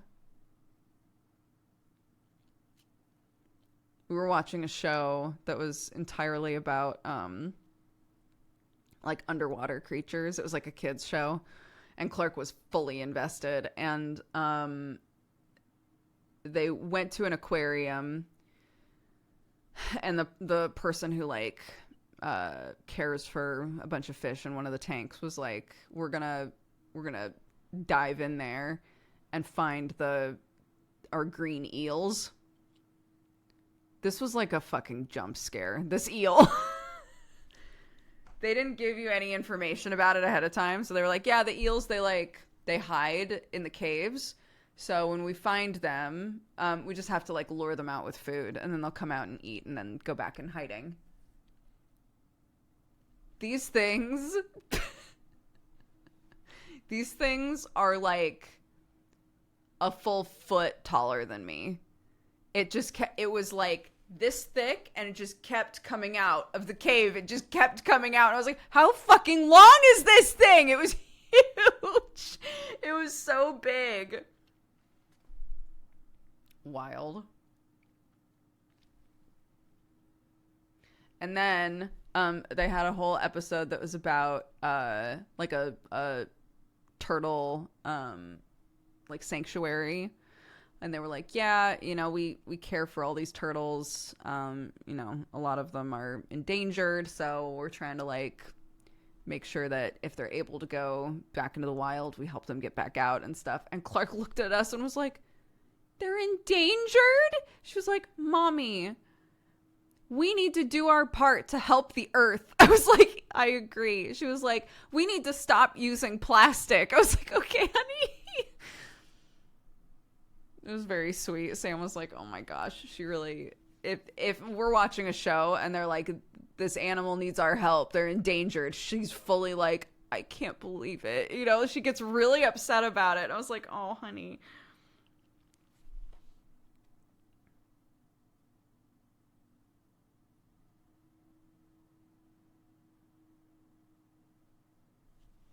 I know. It was very cute. It's like, okay, we'll make sure that we're sorting our recycling properly and stuff. And she's like, yeah, we have to for the earth. It was like, I agree. Yes, you're absolutely right.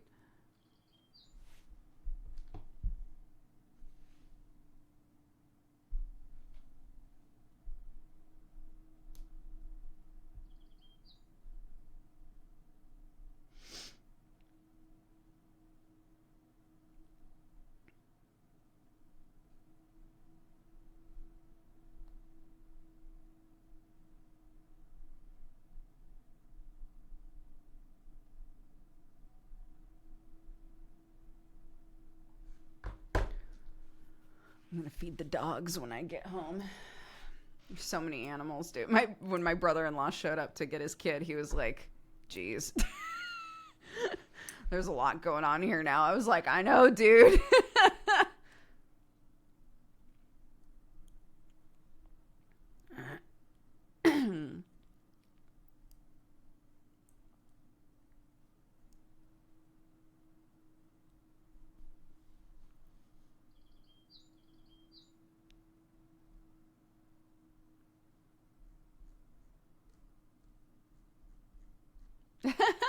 We're the Planeteers.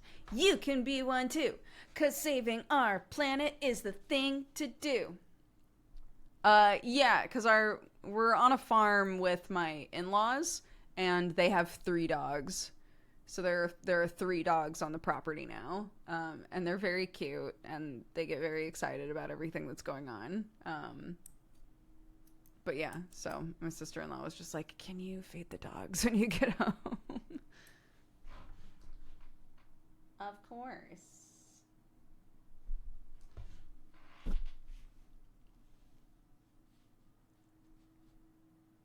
I'm not sad. It's Sunday afternoon DOOGER. It's an acronym.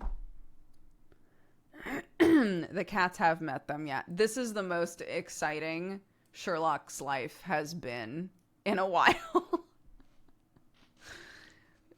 Bro, the sort of sounds that Sherlock is making when he looks out the window, I've never heard before. I've never heard him make these noises. But like, the youngest dog is named Annie, and Annie loves everyone, loves every animal, every person. She tries to play with everything. So, Annie slipped into our house at one point and was trying to play with Sherlock. And I was like, I'm just really curious what's going to happen here. She was trying to play with Sherlock, and Sherlock at first was like, get the fuck away from me, right? And kept hissing, and Annie was not getting the picture because she's a dog. So, like, she kept, like, you know, like, jumping back and forth and jumping forward and back and, like, play with me, you know? And finally, Sherlock just booked it running at her. Like, really aggro. The most aggro I've ever seen him be ever. He just ran at her, and she fucking ran away. And then he strutted back in like, that's right. I showed that dog what's up. This is my house. And she immediately came back like, that was amazing. Let's do that again. And he was like, oh, Sherlock, you could be friends with Annie. Maybe.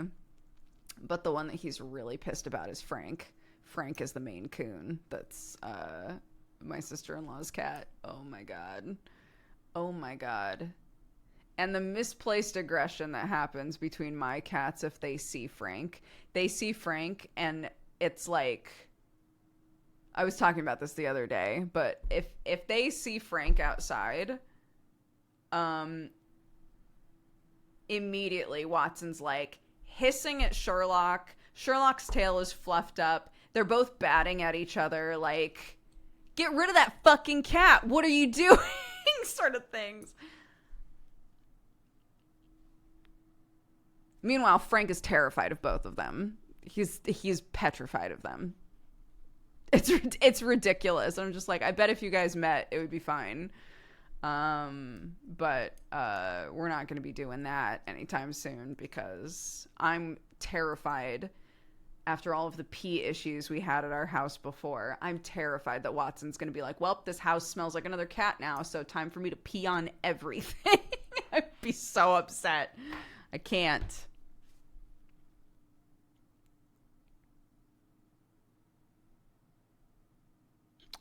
What are you going to do?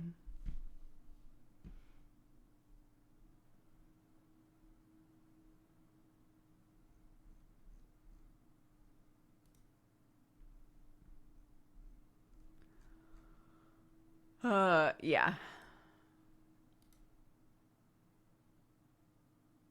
So we'll see. It's fine. If we're gonna be getting animals and stuff anyway, they're gonna have to get used to seeing and interacting with new animals. It's fine. It's just cats hate other cats at first, you know?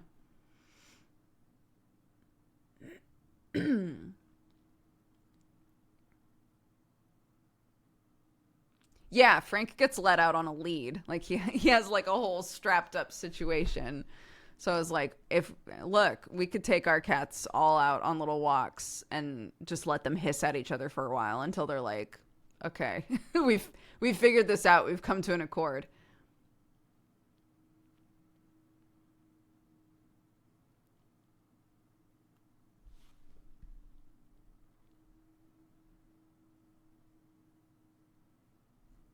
Yeah, Watson has to have a like really specific, well, they're both on it, but they have like really specific hypoallergenic food that they eat. So, but we have, we have like pheromone sprays and stuff like that. It's just they're just overstimulated. The dogs are overstimulated because it's like they've only ever known the other house, and now they've moved to a farm, which is a totally different situation. It's just everybody's adjusting.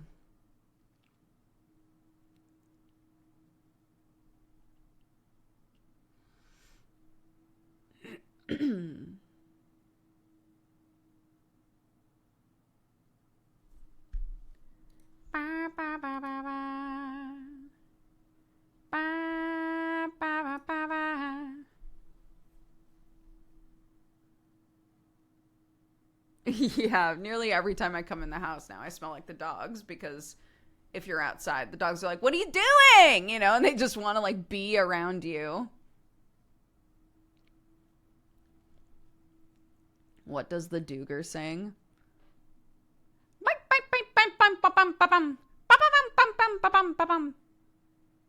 Do you guys remember that song? God, what a blast from the past.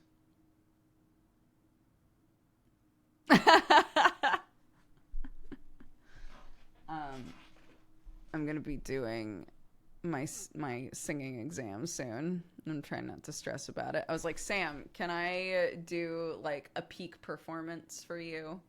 And he was like, sure.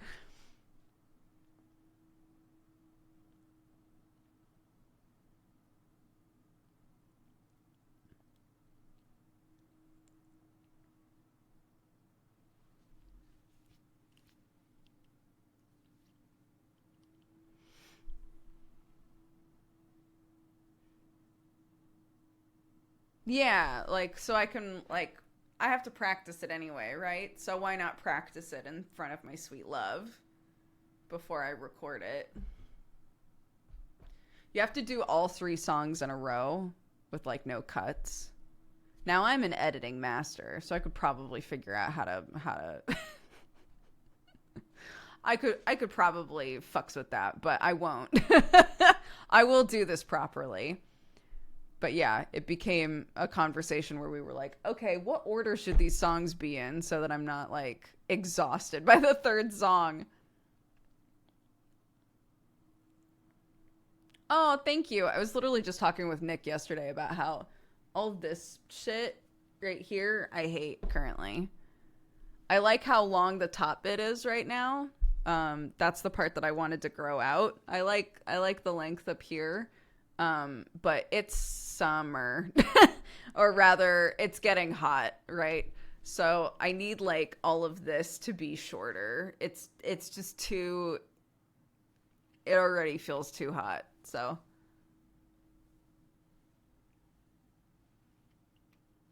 I don't think that they would have, identified What Does the Fox Say as a 6th level singing exam song. I might be wrong, but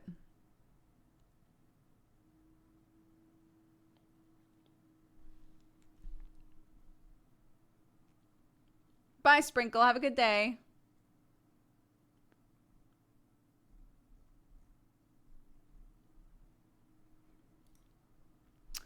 So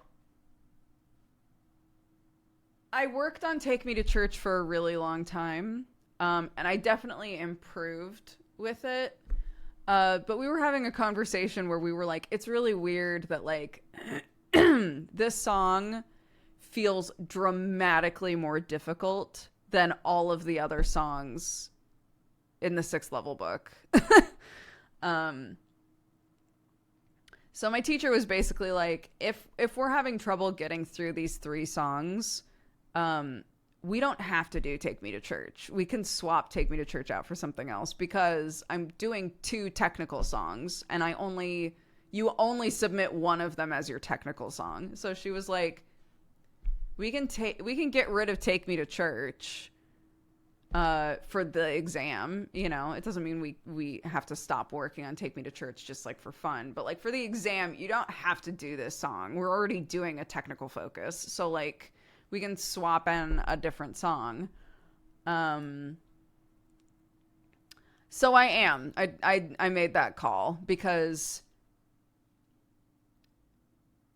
doing 2 other songs alongside of Take Me to Church was just too difficult. Because again, you have to sing them all in a row. And it's like, where do I put it? At the end, I will have like you could argue that I'm building up to it, but also I will have just sang 2 other songs right before, you know? Yeah, get me the fuck out of church, please. Yeah, so I'm going to singing lessons. I've been going since the start of the year, I think. I adore my singing teacher. She's amazing. I'm having a really great time. I'm learning a lot. I'm noticing a lot of improvement. It's great. It's been very fun and really, it makes me really happy. I enjoy it. It's a nice thing to do for myself. And my teacher was like, do you want to do a singing exam? And I said, what's the point of doing a singing exam as like a grown up, right? As like an adult who doesn't plan on singing professionally. And she was like, there isn't a point. It's just like for fun. Do you want to like do an exam for fun and see how you do? And I was like, sure. So, so yeah, what's fun about it and I do find this fun. She was saying not everybody likes doing this, but like what I'm really enjoying about it is that if you're doing a song for an exam, it means you have to like know the song as it is written in the music perfectly.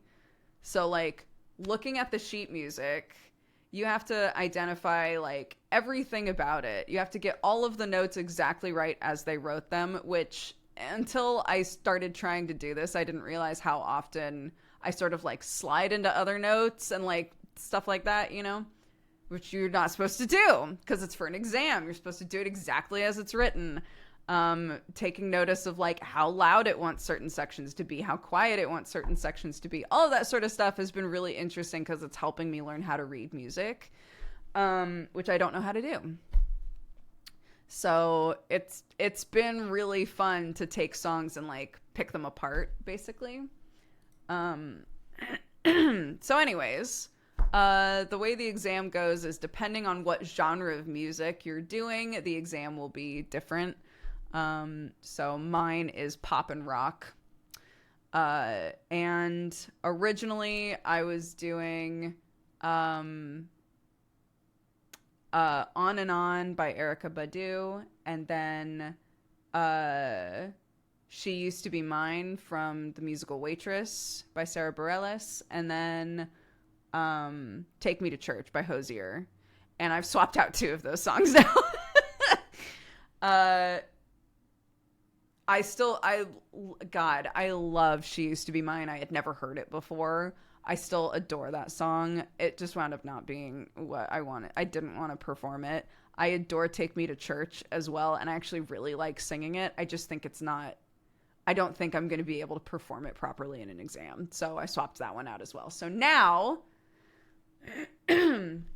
what I'm doing is On and On by Erykah Badu, because that song's great and I've got it fucking locked in. On and On, and then Falling by Harry Styles. I know. I had never heard this song. But my teacher suggested it because she was like, it's literally right in your range. Like, you can sing it in the exact same key that Harry sings it in. Like, it would be perfect for you. So I'm singing that, and that song's really fun. I like that song a lot. I say it's fun. It's a very emotional song, actually.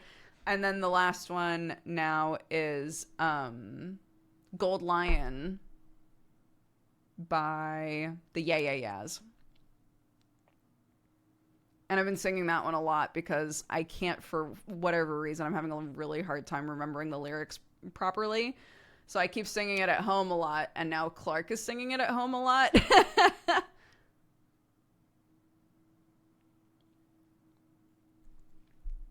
But yeah, it's fun. So those are my 3 songs, and we've pretty much got them locked in, aside from the fact that I can't remember the Gold Lion lyrics perfectly. They let you have like a little cheat sheet of the lyrics, but apparently you get better marks if you know the lyrics.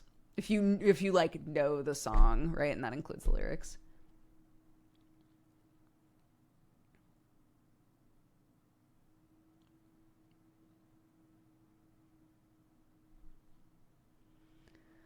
But I haven't sang them, like really sang them in front of anybody except my singing teacher. So that's one of the reasons that I was like, Sam, I want to sing these songs in front of you, because I've never performed them in front of anybody except my teacher.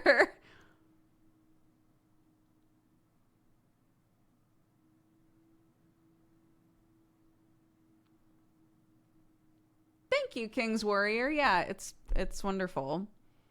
It's been a very when I first started taking lessons, I was talking about how I think a lot of times adults will look at things like singing lessons and be like, what's the point? You know, like what am I doing this for? But I've always wanted singing lessons. I've never been taught or like trained in singing. People will, not to sound like I'm bigging myself up, but like people will give me lots of compliments on my singing voice, which I think is really sweet. But like, I know that I have a lot of shortcomings when it comes to like my confidence and my power and my control and all of these other things. And I think to myself, like, that's really, I think that's really sweet. I love the compliments, obviously, but like, there's like a weird imposter syndrome feeling almost of like, but I'm not a trained singer at all, right? Like when I have to sing for a track or something, if I have a friend who's like, I want you to sing on this, it takes me a really long time to get it right. Because I have a lot of trouble like being consistent and having control and all these things. And I've always thought that it would be really interesting and really fun to take singing lessons, and I'm finally doing it. And it has been wonderful. It's been great. I'm such a huge, like, I will evangelize now for people just taking a lesson in something that they're interested in, because it's been really rewarding for me.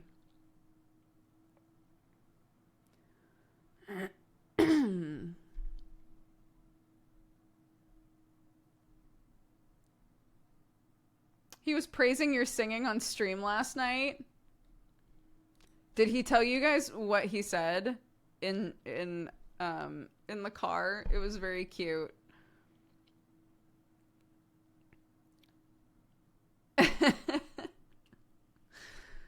Clarky was singing in the back of the car while we were driving around, and he was like, sometimes I feel like Gascoigne from Bloodborne. And I was like, what do you mean? He was like, you and Clarky are like my music box. In Bloodborne, Gascoigne's wife and child had a music box that they would play for him if he started to feel like out of control, and it would always like center him. It was really like if you didn't have the context, it would be very confusing, but it was like a very cute, like sweet thing to say.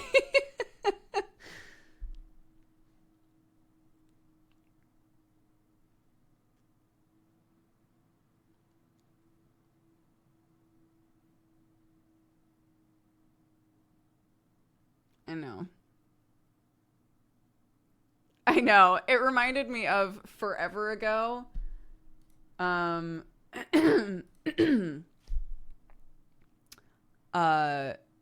and I were talking about what Pokemon types we would be. And I'm trying to remember exactly how he said it, but it was something like he has such good like gamer one-liners. And it was something like, if I was dragon type, you would have to be fairy type because I could never hurt you.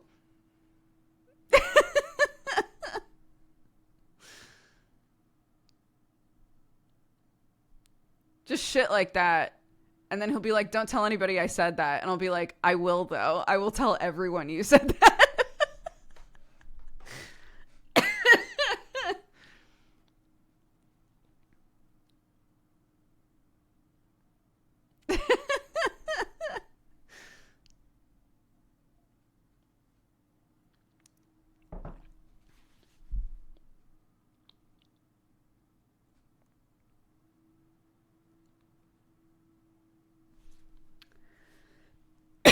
I remember you getting a cat fountain once. My cat is getting a bit on in years. It would be good if she drank more. Did it work well with your cats? Yes. My cat drank way more water with the fountain. The motor burned out in our fountain. So I have to get a new one, unfortunately. So I'm currently researching like good fountains to get. But yeah, just having like the running water fountain thing, they drank way more water. Also, I started adding, I don't know if your cat has wet or dry food, but I do a mix of wet and dry food, and I add water to that as well, just to get them to take in more liquids. So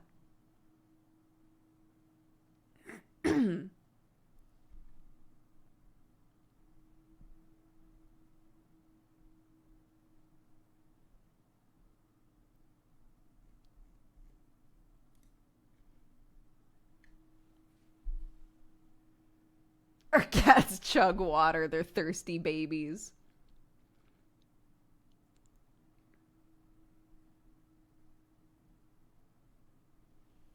All right, I need to head out. I need to go. I gotta go.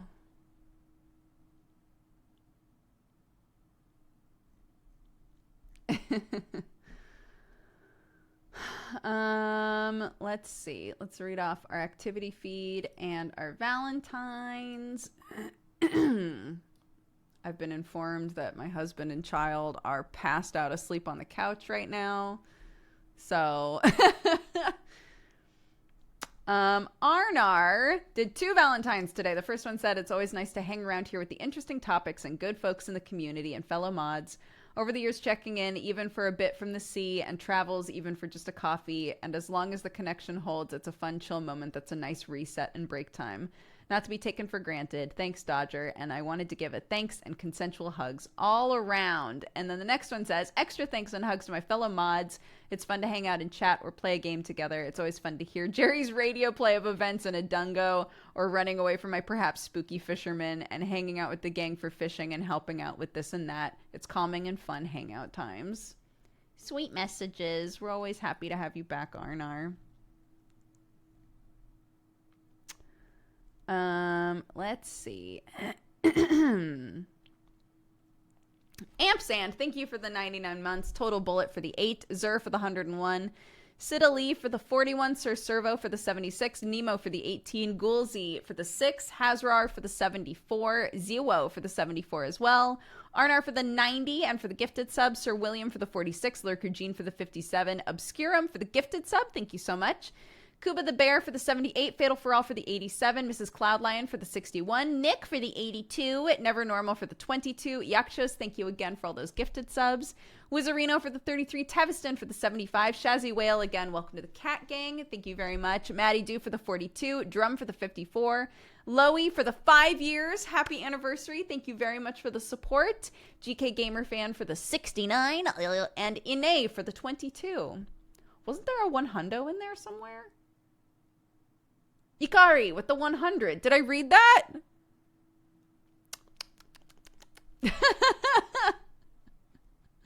Thank you guys very much. I appreciate it. We've got no raid leader, so let me look. I will pick someone.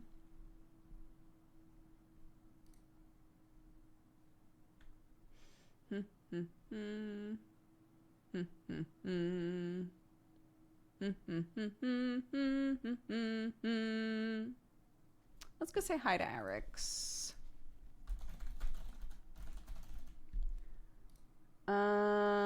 He's playing Inkbound. Go for it. Say hi. Spread love. Spread joy. I will see you guys around. If you want to watch the Twilight one shot, it's tonight in like 5.5 hours or something. So come hang out if you want to see me play Michael the vampire. And the rest of us doing whatever the fuck we do.